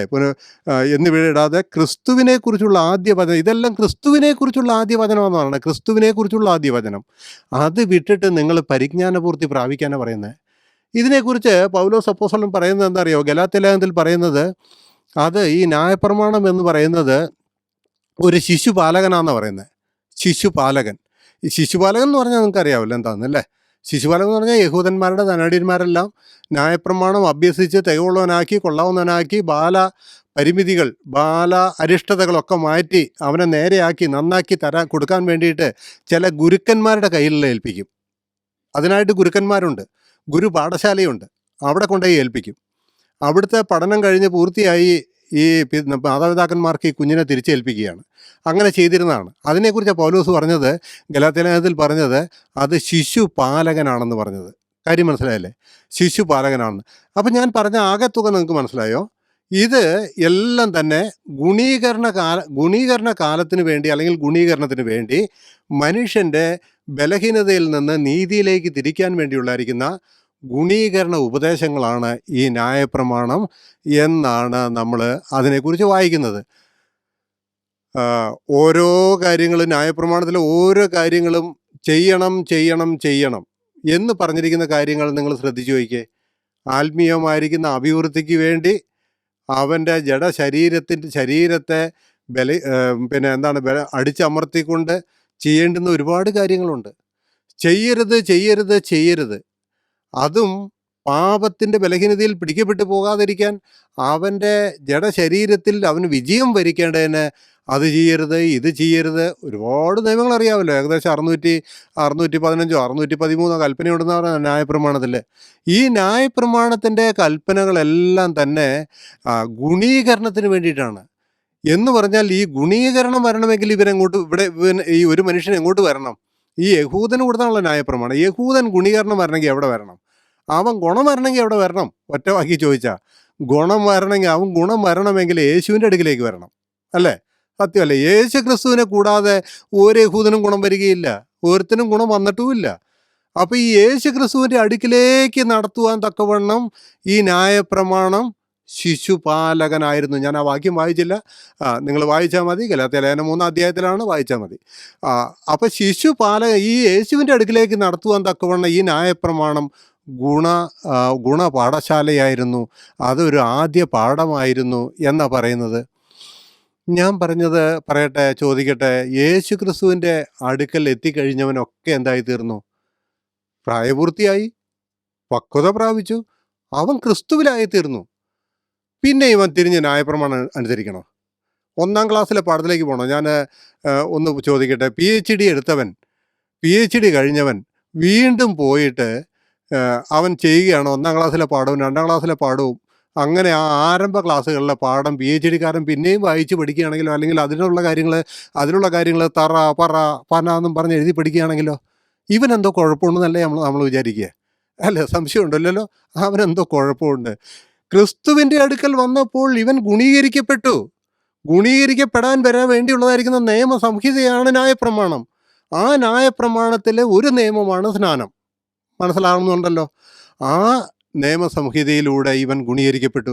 ന്യായപ്രമാണത്തെക്കുറിച്ച് പറയുന്നത് നമ്മൾ കൊലോസ്യ ലേഖനത്തിൽ നമ്മളിങ്ങനെ വായിക്കുന്നുണ്ട്. ന്യായപ്രമാണം എന്തിനാണ് കൊടുത്തത് എന്നുള്ളതൊക്കെ കൊലോസ്യ ലേഖനത്തിൽ വായിക്കുന്നുണ്ട്. 2-ാം അധ്യായത്തിന് 8-ാം വാക്യത്തിൽ വായിക്കുന്നത്, തത്വജ്ഞാനവും വെറും വഞ്ചനയും കൊണ്ട് ആരും നിങ്ങളെ കവർന്നു കളയാതിരിപ്പാൻ സൂക്ഷിപ്പിൻ. അത് മനുഷ്യരുടെ സമ്പ്രദായത്തിന് ഒത്തവണ്ണം, ലോകത്തിൻ്റെ ആദ്യ പാഠങ്ങൾക്ക് ഒത്തവണ്ണം അല്ലാതെ ക്രിസ്തുവിന് ഒത്തവണ്ണം ഉള്ളതല്ല. ഈ തത്വജ്ഞാനം എന്ന് പറഞ്ഞ ഫിലോസഫി അടക്കമുള്ളതായിരിക്കുന്ന സകല പഴയ നിയമങ്ങളും, ഈ ഇവിടെ പറയുന്നതായിരിക്കുന്ന വെറും വഞ്ചനയും എന്നൊക്കെ പറയുന്നത് ആ മനുഷ്യരുടെ സമ്പ്രദായം എന്ന് പറഞ്ഞാൽ ന്യായപ്രമാണത്തിലെ സമ്പ്രദായങ്ങളെക്കുറിച്ചായി പറയുന്നത്. അത് പറഞ്ഞു അത് ലോകത്തിൻ്റെ ആദ്യ പാഠങ്ങൾക്ക് ഒത്തവണ്ണം അല്ലാതെ ക്രിസ്തുവിന് ഒത്തവണ്ണം ഉള്ളതല്ലെന്ന് പറഞ്ഞാൽ, ന്യായപ്രമാണേ ക്രിസ്തുവിന് ഒത്തവണ്ണം ഉള്ളതല്ല, അത് ലോകത്തിൻ്റെ ആദ്യ പാഠങ്ങളാണെന്ന് പറഞ്ഞത്. ഈ പ്രായപൂർത്തിയായി പക്വത പ്രാപിച്ച് ക്രിസ്തുവിനടുക്കൽ വന്ന് ഗുണീകരണം പ്രാപിച്ചവന് പിന്നെ ഇതിനെ ഈ ആദ്യ പാഠങ്ങൾ എന്ന് പറഞ്ഞിട്ട് ഇതെന്തിനാ കൊടുത്തതെന്ന് പറഞ്ഞു. ഈ ന്യായപ്രമാണം എന്തിനാ കൊടുത്തതെന്ന് പറഞ്ഞു താഴേക്കുള്ള വാക്യങ്ങളിൽ. അതിൻ്റെ 16-ാം വാക്യം, അതുകൊണ്ട് ന്യായപ്രമാണം നമുക്ക് നാം ഇന്ന് അതിനകത്തുള്ളവരല്ലാത്തത് കൊണ്ട്, അതുകൊണ്ട് ഭക്ഷണപാനങ്ങൾ സംബന്ധിച്ചോ പെരുന്നാൾ, വാവ്, ശബത്ത് എന്നീ കാര്യത്തിലോ ആരും നിങ്ങളെ വിധിക്കരുത്. ഇവ ഇരുന്നവയുടെ നിഴലത്രേ, ദേഹം എന്നതോ ക്രിസ്തുവിനുള്ളത്. താഴെ വായിക്കുക, താഴ്മയിലും ദൂതന്മാരെ ആരാധിക്കുന്നതിലും രസിച്ച് സ്വന്തം ദർശനങ്ങളിൽ പ്രവേശിക്കുകയും തൻ്റെ ജഡമനസ്സിനാൽ വെറുതെ ചീർക്കുകയും, അതൊക്കെ ഒരുപാട് വിവരിക്കാനുള്ളതാണ്, ഞാൻ വിവരിക്കുന്നില്ല. തലയെ മുറുകെ പിടിക്കാതിരിക്കും. തലയതാ ക്രിസ്തുവിനെ മുറുകെ പിടിക്കാതെ സ്വയത്തിൽ ആശ്രയിക്കുക, വെറുതെ ചീർക്കുക. ഞാൻ അത് ചെയ്തു, ഞാൻ ഇത് ചെയ്തു, ഞാൻ 40 ദിവസം ഉപവസിച്ചു, ഞാൻ ഇങ്ങനെയെല്ലാം കഠിന പ്രയത്നം ചെയ്തു, ഞാൻ അങ്ങനെ ചെയ്തു, എൻ്റെ അധ്വാനത്തിൻ്റെ ഫലം. അതാ വെറുതെ ചീർക്കുക എന്ന് പറയുന്നത്. തലയെ മുറുകെ പിടിക്കാതെ, ക്രിസ്തുവിനെ മുറുകെ പിടിക്കാതെ, താഴ്മയിൽ ദൂതന്മാരെ ആരാധിക്കുന്ന രസിച്ച് സ്വന്തം ദർശനങ്ങൾ പ്രവേശിക്കുകയും തൻ്റെ ജഡമനസ്സിനാൽ വെറുതെ ചീർക്കുകയും തലയെ മുറുകെ പിടിക്കാതിരിക്കുകയും ചെയ്യുന്നവൻ ആരും നിങ്ങളെ തെറ്റിക്കരുത്. തലയായവനിൽ നിന്നല്ലോ ശരീരം മുഴുവൻ സന്ധികളാലും ഞരമ്പുകളാലും ചൈതന്യം ലഭിച്ച് ഏകീഭവിച്ചും ദൈവികമായ വളർച്ച പ്രാപിക്കുന്നത്. ക്രിസ്തുവിൻ്റെ അടുക്കിലേക്ക് വരുമ്പോൾ ഈ ക്രിസ്തുവിനുള്ളായിരിക്കുന്ന ആശ്രയമാണ്, ക്രിസ്തുവിനുള്ളായിരിക്കുന്ന ഏകീഭാവമാണ്, ആ ബന്ധമാണ് ഒരു ആത്മീയൻ്റെ വളർച്ച എന്ന് പറയുന്നത്. അല്ലാതെ സ്വയത്തിൽ അവനെ അഹങ്കരിക്കരുത്. ഞാനിതൊക്കെ പറയുമ്പോൾ സാധാരണ പറയാറുണ്ട്, 21 ദിവസമൊക്കെ കഠിന നോമ്പ് നോക്കുന്നവരുണ്ട്. ക്രിസ്തീയ കുളത്തിലെ കാര്യമാണ്, വിശ്വാസികളുടെ ഇടയിലെ കാര്യമാണ് പറഞ്ഞത്.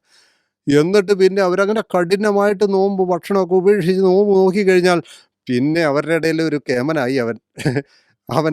എൻ്റെ പ്രിയമുള്ളവർ, 21 ദിവസവും അല്ലെങ്കിൽ 40 ദിവസമൊക്കെ കഠിനമായിട്ട് ഭക്ഷണം ഉപേക്ഷിച്ച് നോമ്പ് നോക്കിക്കഴിയുമ്പോൾ അവൻ ആരില്ല പ്രശംസിക്കുന്നത്?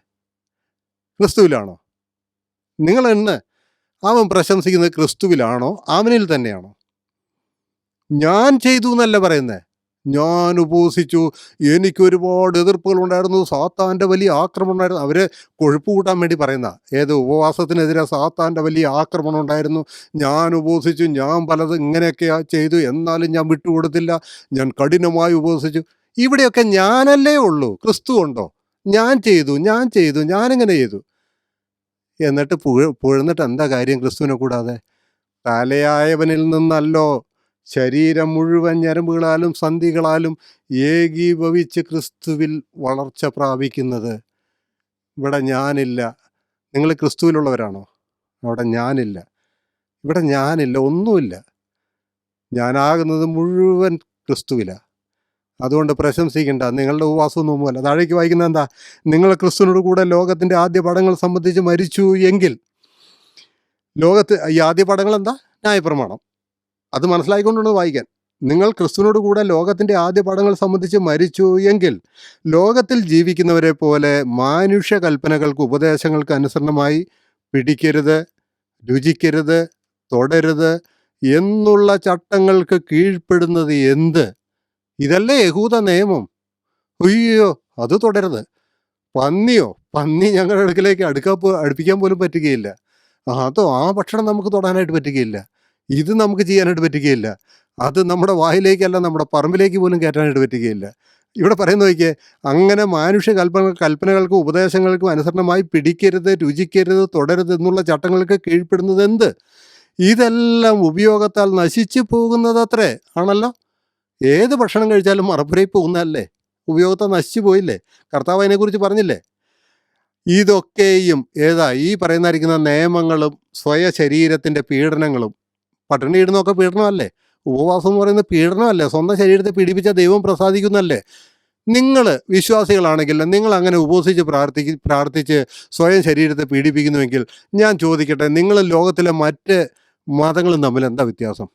വല്ല വ്യത്യാസമുണ്ടോ? നിങ്ങളും ലോകത്തിലെ മറ്റു മതങ്ങളും അവരും ചെയ്യുന്നത് തന്നെയല്ലേ? സ്വന്തം ശരീരത്തെ പീഡിപ്പിക്കുകയല്ലേ? 100 കണക്കിന് കിലോമീറ്റർ ചെരുപ്പിടാതെ തീർത്ഥയാത്ര പോകുന്നവർ, അനേക ദിവസങ്ങൾ പട്ടിണി കിടക്കുന്നവർ, വലിയ കുരിശും ചുമന്ന് മലയിലേക്ക് കയറുന്നവർ, അവർ സ്വയം ക്രിസ്ത്യാനികളെന്ന് അവമാനിക്കുന്നവരാ. പക്ഷെ ഞാൻ പൊതുജനത്തിൻ്റെ കൂടി അവരെ കൂട്ടുന്നത്. എന്തെല്ലാം കഷ്ടപ്പാടുകളാണ് മനുഷ്യർ സഹിക്കുന്നത് അല്ലേ? അപ്പോൾ ഇവിടെ പറയുകയാണ്, പിടിക്കരുത്, രുചിക്കരുത്, തുടരുത് എന്നുള്ള ചട്ടങ്ങൾക്ക് കീഴ്പ്പെടുന്നുണ്ട്. ഇതെല്ലാം ഉപയോഗത്താൽ നശിച്ചു പോകുന്നത്രേ. അതൊക്കെ സ്വേച്ഛാരാധനയിലും താഴ്മയിലും. സ്വേച്ഛാരാധന എന്താ? സ്വേച്ഛാരാധന ഞാൻ എന്നെ തന്നെ ആരാധിക്കുന്ന, ഞാൻ എന്നെ മുറിവേൽപ്പിക്കുമ്പോൾ, എൻ്റെ ശരീരത്തെ കുത്തി വ്രണപ്പെടുത്തുമ്പോൾ. തമിഴ്നാട്ടിൽ ജനിച്ചു വളർന്ന ആളാണ് ഞാൻ. തമിഴ്നാട്ടിലൊക്കെ വലിയ ഈ പറവക്കാവടിയൊക്കെ കാണുമ്പോൾ സങ്കടം വരാറുണ്ട്. മനുഷ്യൻ ചെയ്തു കൂട്ടുന്നതായിരിക്കുന്ന കാര്യങ്ങൾ. അയ്യോ, എന്തുമാത്രം ദ്രോഹമാണ് സ്വന്തം ശരീരത്തിലെ ശൂലങ്ങളും മറ്റും തറച്ച് ചെയ്യുന്നതെന്നറിയാമോ? പുറത്ത് പറഞ്ഞാൽ ചിലപ്പോൾ അവരെന്നെ കല്ലെറിയും. എന്നാലും എനിക്ക് പറയാതിരിക്കാൻ പറ്റുകയില്ല. എൻ്റെ പ്രിയമുള്ളവരെ, ഇതൊക്കെ സ്വേച്ഛാരാധനയാണ്. എൻ്റെ ശരീരത്തെ തന്നെ ആരാധിക്കുന്നതായിരിക്കുന്ന കാര്യങ്ങളാണ്. അത് മനസ്സിലാക്കുക. സ്വേച്ഛാരാധനയിലും താഴ്മയിലും ശരീരത്തിൻ്റെ ഉപേക്ഷയിലും രസിക്കുന്നവർക്ക് ജ്ഞാനത്തിൻ്റെ പേര് മാത്രമുള്ളത്. ജഡാഭിലാഷം അടക്കുവാനോ സാധ്യമുള്ളതല്ല. കാര്യം മനസ്സിലായല്ലോ? ജഡാഭിലാഷം അടക്കുവാനോ സാധ്യമുള്ളതല്ല. ഈ പറയുന്നതായിരിക്കുന്ന ക്രിസ്തീയ വേഷം ധരിച്ചുകൊണ്ട് ചെയ്യുന്ന എന്ത് പ്രവൃത്തിയാണേലും ഇതൊക്കെ സ്വയത്തെ ആരാധിക്കുന്നതിന് തുല്യ, അല്ലെങ്കിൽ ദൂതാരാധനയ്ക്ക് തുല്യ. ദൂതൻ എന്ന് പറഞ്ഞാൽ പൈശാചിക ദൂതാരാധനയ്ക്ക്. അവരാ ഇതൊക്കെ ഇങ്ങനെ ചെയ്യടാ, ഇങ്ങനെ ചെയ്യടാ, നീ ഇങ്ങനെ ചെയ്യടാ, ഇത്ര ദിവസം ഉപവസിക്കടാ എന്നൊക്കെ കുത്തിയേൽപ്പിക്കുന്നത്. മനസ്സിലാകുന്നുണ്ടോ? അപ്പം ഞാൻ പറഞ്ഞു വന്ന ഒന്നാമത്തെ അതിനകത്തൊരു കാര്യം പറഞ്ഞുള്ളൂ. എനിക്ക് ഈ വിഷയം പൂർത്തിയാക്കാൻ പറ്റുമോ എന്ന് എനിക്കറിയില്ല, എന്നാലും ഞാൻ പറയട്ടെ. അവിടെ പറഞ്ഞത് എബ്രായ ലേഖനം 9-ാം അധ്യായത്തിൽ നമ്മളെന്താണ് വായിച്ചത്? എബ്രായ ലേഖനം 9-ാം അധ്യായത്തിൽ വായിച്ചത് അതിൻ്റെ 10-ാം വാക്യത്തിൽ ഈ ന്യായപ്രമാണം അവ ഭക്ഷ്യങ്ങൾ, പാനീയങ്ങൾ, വിവിധ സ്നാനങ്ങൾ എന്നിവയോട് കൂടെ ഗുണീകരണ കാലത്തോളം ചുമത്തിയിരുന്ന ജഡീക നിയമങ്ങളത്രേ. ഇതെല്ലാം ന്യായപ്രമാണത്തിൽ കൊടുത്തത് അവനെ ഗുണപ്പെടുത്താനാണ്, ക്രിസ്തുവിൻ്റെ അടുക്കിലേക്ക് കൊണ്ടുവരാനാണ്.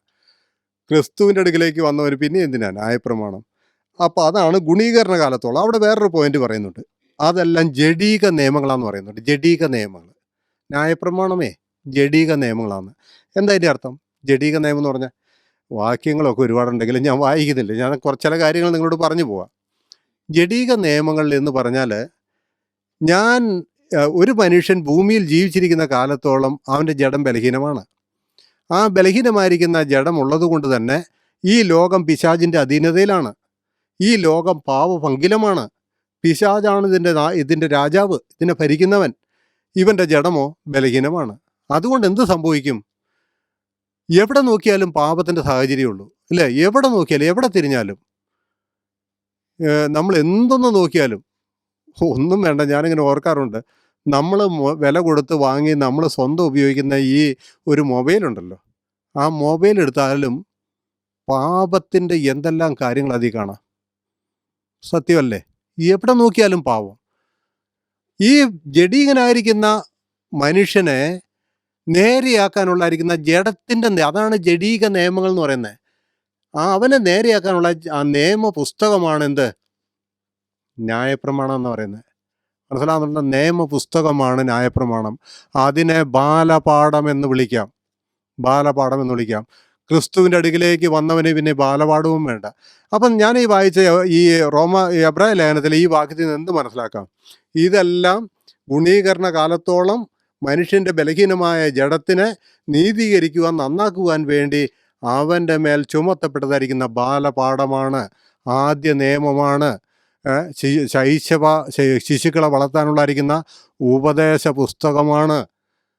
നമ്മളിവിടെ ക്രിസ്തുവിൻ്റെ അടിയിലേക്ക് വന്നവരാണ്. ആ ഉപദേശ പുസ്തകത്തിൽ ആ ബാലപാഠത്തിൽ ഉള്ളായിരിക്കുന്ന നിയമമാണ് എന്ത്? സ്നാനം. നമ്മുടെ വിഷയം സ്നാനമല്ലേ? ഞാൻ പറഞ്ഞു പോകുമ്പോൾ വിഷയങ്ങൾ മാറിപ്പോകുന്നുണ്ടെന്ന് അറിയില്ല. നമ്മുടെ വിഷയം സ്നാനമാണ്. ആ സ്നാനം എന്ന് പറയുന്നത് ഈ പിന്നെ ന്യായപ്രമാണത്തിൻ്റെ ഒരു നിയമമാണ്. എന്ന് പറഞ്ഞാൽ ഞാൻ ആദ്യം പറഞ്ഞു, ആത്മസ്നാനമുണ്ട്, വെള്ളത്തിലെ സ്നാനമുണ്ട്. ഈ വെള്ളത്തിലെ സ്നാനം ബൈബിളിൽ പറഞ്ഞിരിക്കുന്ന അനേകം വെള്ളസ്നാനമുണ്ട്. അതൊക്കെ ഒന്ന് മറന്നു വെച്ചല്ലേ ഞാൻ പറയുന്നത്.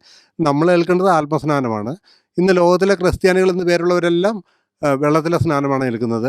ആ സ്നാനം, ആ വെള്ളത്തിലെ സ്നാനം വന്നതിൻ്റെ വഴി എന്ന് പറയുന്നത് ന്യായപ്രമാണത്തിൽ കൂടെയാണ് എന്നാണ് ഞാൻ പറഞ്ഞത്. അതെന്തിനാണ് കൊടുത്തതെന്ന് ചോദിച്ചു കഴിഞ്ഞാൽ ഗുണീകരണത്തിന് വേണ്ടിയിട്ടാണ്. അത് ജഡീക നിയമമാണ്, ജഡത്തെ നന്നാക്കാൻ വേണ്ടിയുള്ള ഉപദേശ സംഹിതയാണ്. ശരി, ഞാൻ പറഞ്ഞു വന്നത് എന്തായിരുന്നു? റോമാലേഖനം 6-ാം അധ്യായത്തിലെ സ്നാനം നിങ്ങളോട് പങ്കുവയ്ക്കാമെന്നാണ്. അതാണല്ലോ അനേകർക്കുള്ള സംശയം അല്ലേ? റോമാലേഖനം അതിൻ്റെ 6-ാം അധ്യായം, അതിൻ്റെ 6-ാം അധ്യായത്തിലേക്ക് വരാം. ഞാനൊന്ന് വായിക്കാം. ശ്രദ്ധിച്ച് കേൾക്കുക. 6-ാം അധ്യായത്തിൻ്റെ 1 മുതലുള്ള വാക്യങ്ങൾ. ആകയാൽ നാം എന്ത് പറയേണ്ടു? കൃപ പെരുകേണ്ടതിന് പാപം ചെയ്തുകൊണ്ടിരിക്കുക എന്നോ? ഒരു നാളും അരുത്. പാപസംബന്ധമായി മരിച്ചവരായ നാം ഇനി അതിൽ ജീവിക്കുന്നത് എങ്ങനെ? ആണോ? പാപസംബന്ധമായി മരിച്ചോ? പാപസംബന്ധമായി നിങ്ങൾ മരിച്ചിട്ടില്ലെങ്കിൽ നിങ്ങൾ വെള്ളത്തിൽ സ്നാനം ഏൽക്കണം. സ്നാനമേറ്റാലും രക്ഷയുണ്ടായിട്ടല്ലേ ഞാൻ പറഞ്ഞത്. നിങ്ങൾ വെള്ളത്തിൽ സ്നാനം ഏൽക്കുമോ? എന്തിലെങ്കിലും സ്നാനം ഏൽക്ക്. പാപസംബന്ധമായി മരിച്ചവരാണോ നിങ്ങൾ? എപ്പോഴാണ് നിങ്ങൾ പാപസംബന്ധമായിട്ട് മരിച്ചത്? എപ്പോഴാണ് മരിച്ചത്? നിങ്ങളുടെ ജഡം ശരീരം എന്തെങ്കിലും മരിച്ചോ? മരിച്ചില്ലല്ലോ. ഇപ്പോഴും ജീവിച്ചിരിക്കുകയല്ലേ. ഞാൻ അതിന് പറയുമ്പോൾ പറയാറുണ്ട്, നിങ്ങളുടെ ജഡശരീരം മരിച്ചെങ്കിൽ തീർച്ചയായിട്ടും നിങ്ങൾ കുഴിച്ചിടൽ സ്നാനം നടത്തണം. വെള്ളത്തിൽ കൊണ്ടുപോയി കുഴിച്ചിട്ടാലും വെള്ളം, മണ്ണിൽ കൊണ്ടുപോയി കുഴിച്ചിട്ടാലും വെള്ളം, നിങ്ങൾ കുഴിച്ചിടൽ സ്നാനം നടത്തണം ജഡശരീരം മരിച്ചെങ്കിൽ. നിങ്ങളുടെ ജഡശരീരം മരിച്ചോ? മരിച്ചില്ലല്ലോ. നമ്മുടെ ആരുടെയും ജഡശരീരം മരിച്ചില്ലല്ലോ. അപ്പോൾ പിന്നെ പാപസംബന്ധമായി മരിച്ചവരായ നാം എന്ന് പറയുന്നത് നമ്മുടെ ഏത് മരണത്തെക്കുറിച്ചാണ് പറയുന്നത്? ഒന്ന് ചിന്തിച്ച് നോക്കിയാൽ. നമ്മുടെ മരണം എന്ന് പറയുന്നത് നമ്മുടെ ഉള്ളിലെ മനുഷ്യൻ, നമ്മുടെ ആത്മാവ് ക്രിസ്തുവിൽ മരിച്ചു. ഞാൻ മരിച്ചു, എൻ്റെ ആത്മാവ് മരിച്ചു.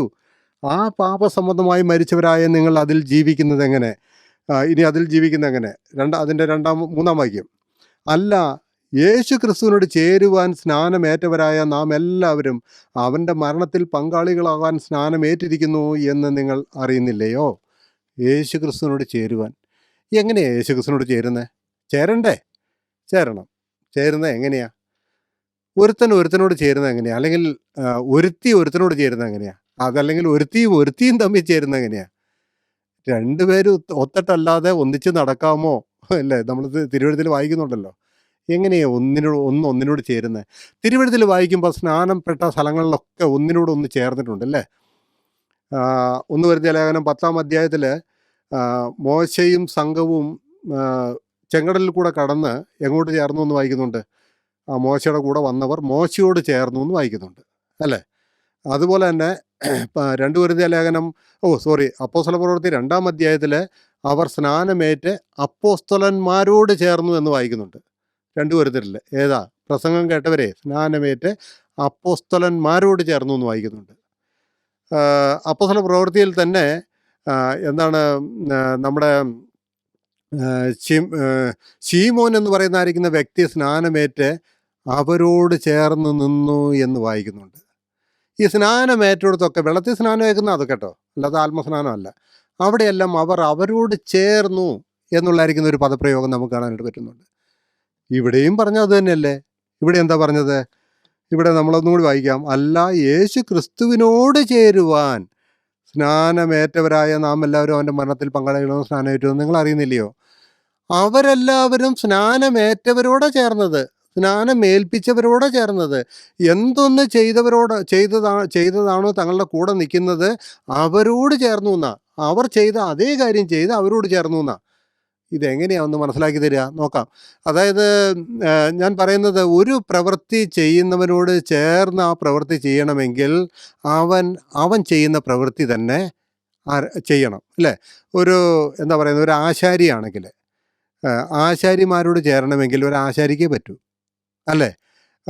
അതൊരു മേസനാണെങ്കിൽ ഒരു മേസനോട് ചേരണമെങ്കിൽ ആ മേസൻ പണി പഠിച്ചവർക്കേ പറ്റൂ. അവരത് ചെയ്തിട്ടാണ് അവരോട് എന്ത് ചെയ്യുന്നത്, ഒന്നായി ചേരുന്നത്.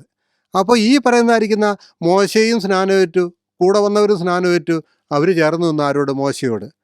ഓക്കെ, സമ്മതിച്ചല്ലോ. അങ്ങനെ തന്നെ അപ്പോസ്തലന്മാരും സ്നാനമേറ്റവരായിരുന്നു, അപ്പോസ്തലന്മാരോട് ഇവർ ചേർന്ന് നിന്നു. ഇതല്ലേ.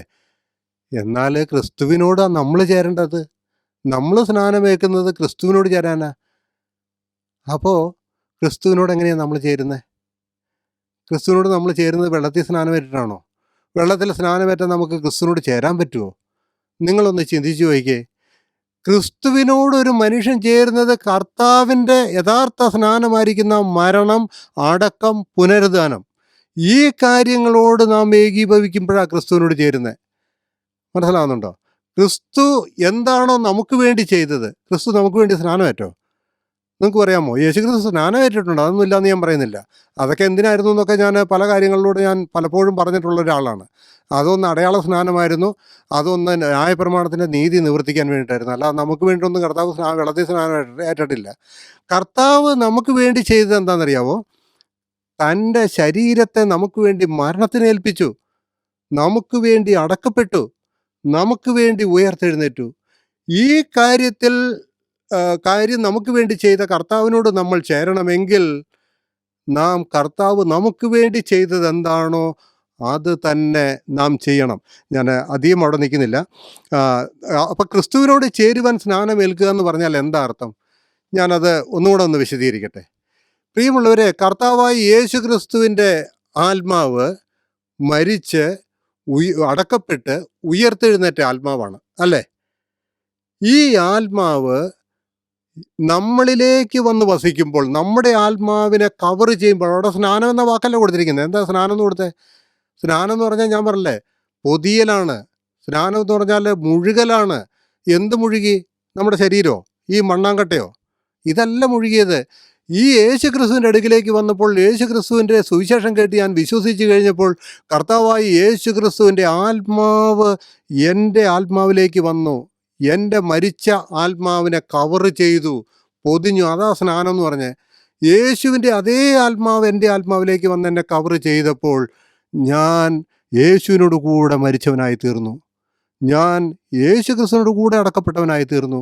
കൂടെ എന്ന വാക്ക് താഴേക്ക് വായിച്ചു നോക്കിയോ. കൂടെ നിങ്ങൾ വായിച്ചു നോക്കിയേ, താഴത്തെ വായിക്കുന്ന നോക്കിയേ. അങ്ങനെ നാം അവൻ്റെ മരണത്തിൽ പങ്കാളികളായി തീർന്ന സ്നാനത്താൽ അവനോട് കൂടെ കുഴിച്ചിടപ്പെട്ടു. കൂടെ 2000 വർഷം മുമ്പ് നമ്മുടെ കർത്താവ് കുഴിച്ചിടപ്പെട്ടതേ. അന്ന് ഞാനും കുഴിച്ചിടപ്പെട്ടു എന്നല്ല, അല്ലാതെ ഇപ്പം ഞാൻ സ്നാനമേറ്റപ്പോൾ കുഴിച്ചിടപ്പെട്ടു എന്നല്ല പറഞ്ഞേ. മനസ്സിലാവുന്നുണ്ടോ? അന്ന് ഞാൻ അവനോട് കൂടെ കുഴിച്ചിടപ്പെട്ടു. ക്രിസ്തു മരിച്ചിട്ട് പിതാവിൻ്റെ മഹിമയാൽ ജീവിച്ചെഴുന്നേറ്റ് പോലെ നാമും ജീവൻ്റെ പുതുക്കത്തിൽ നടക്കേണ്ടത് തന്നെ. അവൻ്റെ മരണത്തിൻ്റെ സാദൃശ്യത്തോട് നാം ഏകീഭവിച്ചവരായെങ്കിൽ പുനരുദ്ധാനത്തിൻ്റെ സാദൃശ്യത്തോടും നാം ഏകീഭവിക്കും. അപ്പോൾ ഇവിടെ സംഭവിച്ചതായിരിക്കുന്ന കാര്യം, യേശു ക്രിസ്തുവിൻ്റെ ആത്മാവ് എൻ്റെ ആത്മാവിലേക്ക് വന്നപ്പോൾ ഞാൻ യേശുവിൻ്റെ മരണത്തിനോടും ഞാൻ ഏകീഭവിച്ചു, യേശുവിൻ്റെ കബറടക്കത്തോട് ഞാൻ ഏകീഭവിച്ചു, യേശുവിൻ്റെ ഉയർത്തെഴുന്നേൽപ്പിനോട് ഞാൻ ഏകീഭവിച്ചു. അങ്ങനെ ഞാനും യേശു ക്രിസ്തുവിനോട് ചേർന്നു. ഇങ്ങനെയല്ലാതെ ഒരു പാവിയായ മനുഷ്യനും യേശു ക്രിസ്തുവിനോട് ചേരാനായിട്ട് പറ്റുകയില്ല. ഞാൻ പറഞ്ഞല്ലോ ആദ്യം, ഒന്നിനോടൊന്ന് ചേരണമെങ്കിൽ ആ കാര്യം ഈ കാര്യം കൂടെ ഒന്നിച്ച് യോജിച്ച് വന്നാലേ ചേരുകയുള്ളൂ, അല്ലാത്തത് ചേരാനായിട്ട് പറ്റുകയില്ല. ഈ കാര്യം നമ്മൾ മനസ്സിലാക്കണം. ഞാൻ ഉദാഹരണത്തിനൊരു കാര്യം പറയാനുണ്ട്. നിങ്ങൾ ലൂക്കോസിൻ്റെ സുവിശേഷം 11-ാം അധ്യായം വായിച്ചു നോക്കുക. ഒരു മനുഷ്യൻ്റെ മേലെ എന്ത് വന്നു എന്നറിയാമോ? ഒരു ഊമനും ചെകിടനുമായിരിക്കുന്ന ഒരു ദുരാത്മാവ് വന്നു. നന്നായിട്ട് സംസാരിക്കുന്ന, നന്നായിട്ട് വർത്തമാനം പറയുന്ന ഒരു മനുഷ്യൻ്റെ മേലെ ഊമനും ചെകിടനുമായിരിക്കുന്ന ദുരാത്മാവ് വന്നേ. ആ ദുരാത്മാവ് വന്നു കഴിഞ്ഞപ്പോൾ തൊട്ട് ഇവൻ മിണ്ടില്ല. ഇവനൊന്നും പറഞ്ഞാലും കേൾക്കില്ല. തിരുവഴുത്തിലെ കാര്യമാണ്. ഞാനതൊക്കെ വായിച്ച് കേൾപ്പിക്കാത്തത് സമയക്കുറവുകൊണ്ടാണ്. തിരുവഴുത്തിലെ കാര്യമാണ്. അതെങ്ങനെയാന്ന് ഇന്നലെ വരെ സംസാരിച്ച് ഓടി നടന്ന് കളിച്ച് തിരിച്ച് നടന്നായിരിക്കുന്ന ഈ ചെറുപ്പക്കാരൻ്റെ മേത്ത് ഒരു ഊമനായിരിക്കുന്ന ഭൂതം വന്ന് ബാധിച്ചപ്പോൾ ഇവൻ പിന്നെ ജഗം ചെയ്ത് സംസാരിക്കില്ല. ഇവനെ കർത്താവിൻ്റെ അടുക്കിലേക്ക് കൂട്ടിക്കൊണ്ടുവന്നു. കർത്താവ് അവൻ്റെ ഭൂതത്തെ ശാസിച്ച് പുറത്താക്കി കഴിഞ്ഞപ്പോൾ ഭൂതം വിട്ടുപോയപ്പോൾ ഊമൻ സംസാരിച്ചു എന്ന് എഴുതിയത്. ഭൂതം വിട്ടുപോയപ്പോൾ ഊമൻ സംസാരിച്ചു. അവൻ്റെ ശരീരത്തിന് ഒരു ദോഷവും ഇല്ലായിരുന്നല്ലോ സംസാരിക്കാൻ, ഒരു പ്രശ്നവും ഇല്ലായിരുന്നല്ലോ. എന്നിട്ട് എന്താ ഇവൻ സംസാരിക്കാഞ്ഞേ? ഇവൻ്റെ ഉള്ളിലെ ആത്മാവിൽ കുടിയേറിയിരിക്കുന്ന ആ ഭൂതാത്മാവില്ലേ, ആ ഭൂതാത്മാവിൻ്റെ സകല പ്രകൃതിയോടും ആ ഭൂതാത്മാവിൻ്റെ സകല രൂപത്തോടും അല്ലെങ്കിൽ അതിൻ്റെ സ്വഭാവത്തോടും ഇവൻ്റെ ആത്മാവും ഇവനും കൂടെ ഏകീഭവിച്ചു എന്നതിൻ്റെ അർത്ഥം. ഇപ്പം കാര്യം പറഞ്ഞ മനസ്സിലായോ?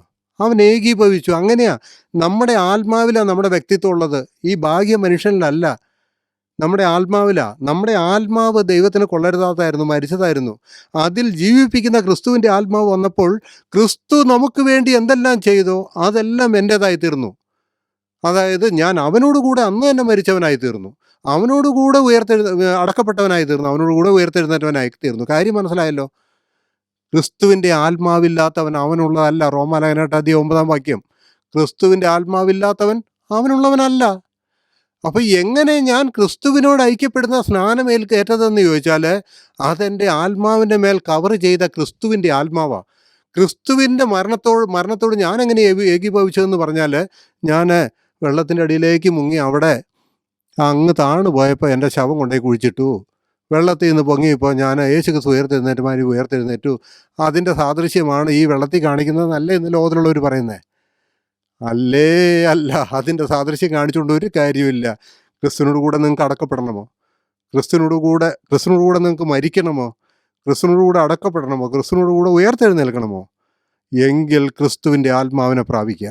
അപ്പോൾ ഈ ഊമാത്മാവ് ബാധിച്ച ആ ചെറുപ്പക്കാരൻ എങ്ങനെ ഊമനായി തീർന്നോ അതുപോലെ ക്രിസ്തുവിൻ്റെ ആത്മാവ് ബാധിക്കുമ്പോൾ നാം ഓരോരുത്തരും ക്രിസ്തുവിൻ്റെ സ്വഭാവത്തോടും നമുക്ക് വേണ്ടി ക്രിസ്തു ചെയ്തായിരിക്കുന്ന സകല അനുഗ്രഹത്തിൻ്റെയും പങ്കാളികളായി തീരും. മനസ്സിലാവുന്നുണ്ടോ? ക്രിസ്തുവിൻ്റെ സ്വഭാവത്തോട് നാം ഏകീഭവിക്കും, ക്രിസ്തുവിൻ്റെ പ്രകൃതിയോട് നാം ഏകീഭവിക്കും. ഒരൊറ്റ കാര്യം കൂടെ പറഞ്ഞ് ഞാൻ നിർത്താം. അതിൻ്റെ 6-ാം വാക്യം, അതിൻ്റെ 5-ാം വാക്യം എന്താണ്? അവൻ്റെ മരണത്തിൻ്റെ സാദൃശ്യത്തോട് നാം ഏകീഭവിച്ചവരായെങ്കിൽ അവൻ്റെ പുനരുദ്ധാനത്തിൻ്റെ സാദൃശ്യത്തോട് ഏകീഭവിക്കും. ഇവിടെ പറയുന്ന പുനരുദ്ധാനം എന്താണെന്നറിയാമോ? മരിച്ചവരിൽ നിന്നുള്ള ഉയർത്തെഴുന്നേൽപ്പ് നടക്കും എന്നുള്ള കാര്യമാണ് പറയുന്നത്.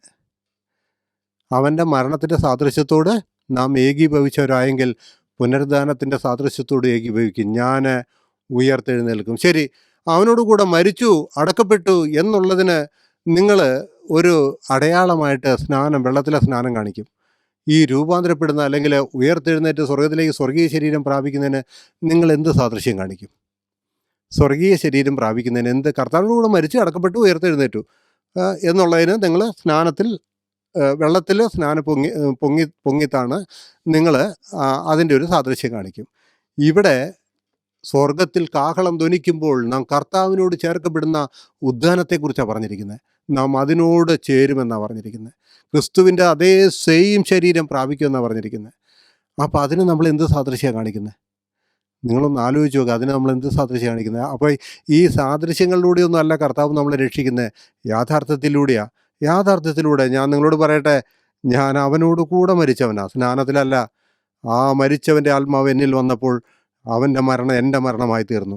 ഞാൻ അവനോട് കൂടെ അടക്കപ്പെട്ടവനാ, വെള്ളത്തിലെ സ്നാനത്തിലല്ല. യേശു ക്രിസ്തുവിൻ്റെ ആത്മാവ് എൻ്റെ ആത്മാവിനെ സ്നാനപ്പെടുത്തിയപ്പോൾ ഞാനും അടക്കപ്പെട്ടു. ഞാൻ അവനോട് കൂടെ എഴുന്നേറ്റവനാ, വെള്ളത്തിൽ മുങ്ങിപ്പൊങ്ങിയപ്പോഴല്ല. പറഞ്ഞു മനസ്സിലായോ? അതെൻ്റെ ജീവൻ നൽകുന്ന ആത്മാവ്, ക്രിസ്തുവിൻ്റെ ആത്മാവ് ജീവിപ്പിക്കുന്ന ആത്മാവ്. ആ ജീവിപ്പിക്കുന്ന ആത്മാവ് എൻ്റെ നിർജീവമായ ആത്മാവിലേക്ക് വന്നപ്പോൾ അവനോട് കൂടെ ഞാനും ജീവിച്ചു. അന്ന് നടന്ന കാര്യം ഇന്ന് എൻ്റെ അനുഭവമായി തീർന്നു. ഈ കാര്യങ്ങൾ നിങ്ങൾക്ക് മനസ്സിലായി കാണുമല്ലോ. ഈ കാര്യങ്ങളെല്ലാം പഠിക്കാൻ വളരെ സിമ്പിളാണ്. ഇതൊക്കെ എന്നിട്ട് വലിയ പ്രശ്നങ്ങളാക്കി തീർത്ത് ഇതിനെ എങ്ങനെയൊക്കെയോ വ്യാഖ്യാനിക്കുന്നത് എങ്ങനെയാണെന്ന് എനിക്ക് അറിഞ്ഞുകൂടാ. സ്നാനത്തെക്കുറിച്ചൊക്കെ പറയാൻ ഒരുപാടുണ്ട്. എങ്കിലും എൻ്റെ പ്രിയമുള്ളവരെ, നിങ്ങൾ എന്നെ ക്ഷമയോടെ കേട്ടതിനായിട്ട് ഞാൻ കർത്താവിനെ സ്തുതിക്കുന്നു. നിങ്ങളോട് എൻ്റെ നന്ദി അറിയിക്കുന്നു. കർത്താവിൻ്റെ പരിശുദ്ധമായിരിക്കുന്ന നാമത്തിന് എന്നും എന്നേക്കും മഹത്വമുണ്ടാകട്ടെ. ദൈവവചനപ്രകാരം സത്യം പഠിക്കുക, ദൈവവചനത്തിലൂടെ യാഥാർത്ഥ്യങ്ങളെ തിരിച്ചറിയുക, വഞ്ചനയിൽ നിന്ന് വിട്ടു നിൽക്കുക. എനിക്ക് നിങ്ങളെ പ്രബോധിപ്പിക്കാനുള്ളത് ഇതാണ്. യേശു ക്രിസ്തുവിൻ്റെ നാമത്തിന് മഹത്വമുണ്ടാകുമാറാകട്ടെ. ആമേൻ.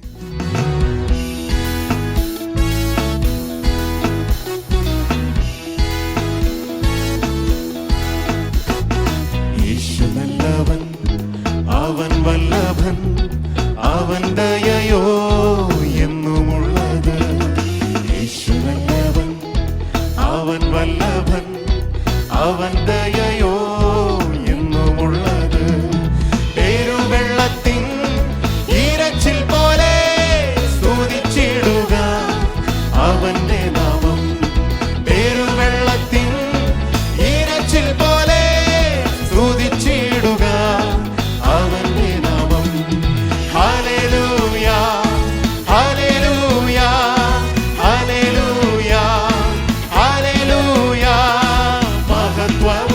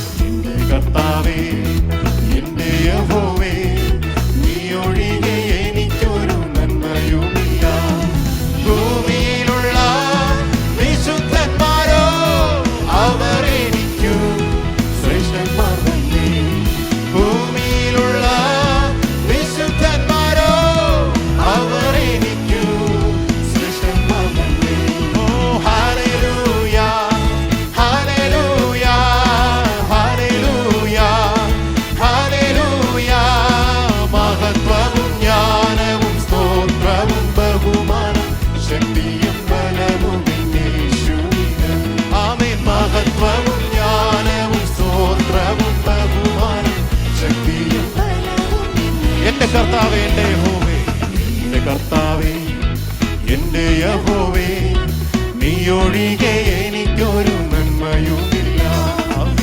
എൻ്റെ കർത്താവേ, എൻ്റെ യഹോവേ, നീയൊഴികെ എനിക്കൊരു നന്മയുമില്ല. ഭൂമിയിലുള്ള വിശുദ്ധന്മാരോ അവർ എനിക്കു ശ്രേഷ്ഠന്മാർ തന്നെ.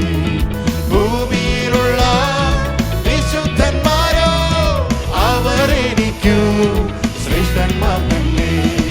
Hallelujah, hallelujah, hallelujah, hallelujah. മഹത്വവും ജ്ഞാനവും സ്തോത്രവും ബഹുമാനം ശക്തിയും ബലവും യേശുവിന്.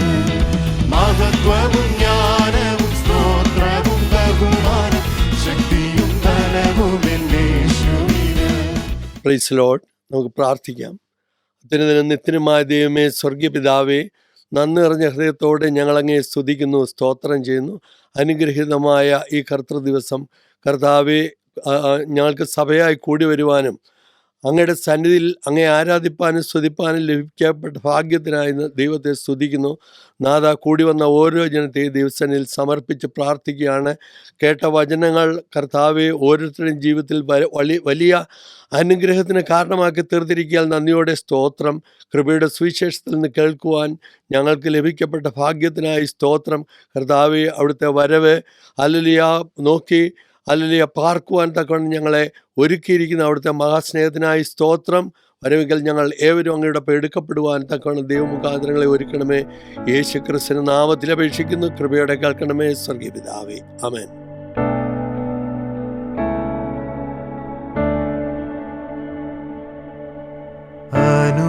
അനുഗ്രഹത്തോടെ ഇപ്പോൾ അയക്കാടിയാരെ യഹോവയേ. അനുഗ്രഹത്തോടെ ഇപ്പോൾ അയക്കാടിയാരെ യഹോവയേ. മനസ്സലിവുടയ മഹോന്നത പരനേ, വന്ദനം നിനക്കാമേൻ. മനസ്സലിവുടയ മഹോന്നത പരനേ, വന്ദനം നിനക്കാമേൻ. വന്ദനം നിനക്കാമേൻ. വന്ദനം നിനക്കാമേൻ.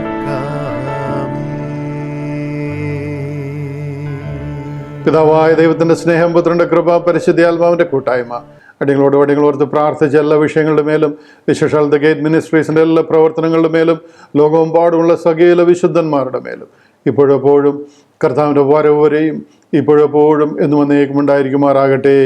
ആമേൻ, ആമേൻ. കർത്താവിൻ്റെ കൃപ എല്ലാവരുടെയും കൂടെ ഇരിക്കുമാറാകട്ടെ. ഇന്നത്തെ വിശുദ്ധ സഭായോഗത്തിൽ പങ്കെടുത്ത എല്ലാവരെയും കർത്താവ് ധാരാളമായിട്ട് അനുഗ്രഹിക്കട്ടെ എന്ന് പ്രാർത്ഥിക്കുന്നു. വരുന്ന ഒരാഴ്ച മുഴുവനും കർത്താവിൻ്റെ കൃപയിൽ നടക്കുവാൻ വേണ്ടുന്ന എല്ലാ അനുഗ്രഹങ്ങളും ദൈവം പകരട്ടെ. മാറാനാഥ, ഗ്രേസ് ബി വിത്ത് യു. എന്നോടുള്ള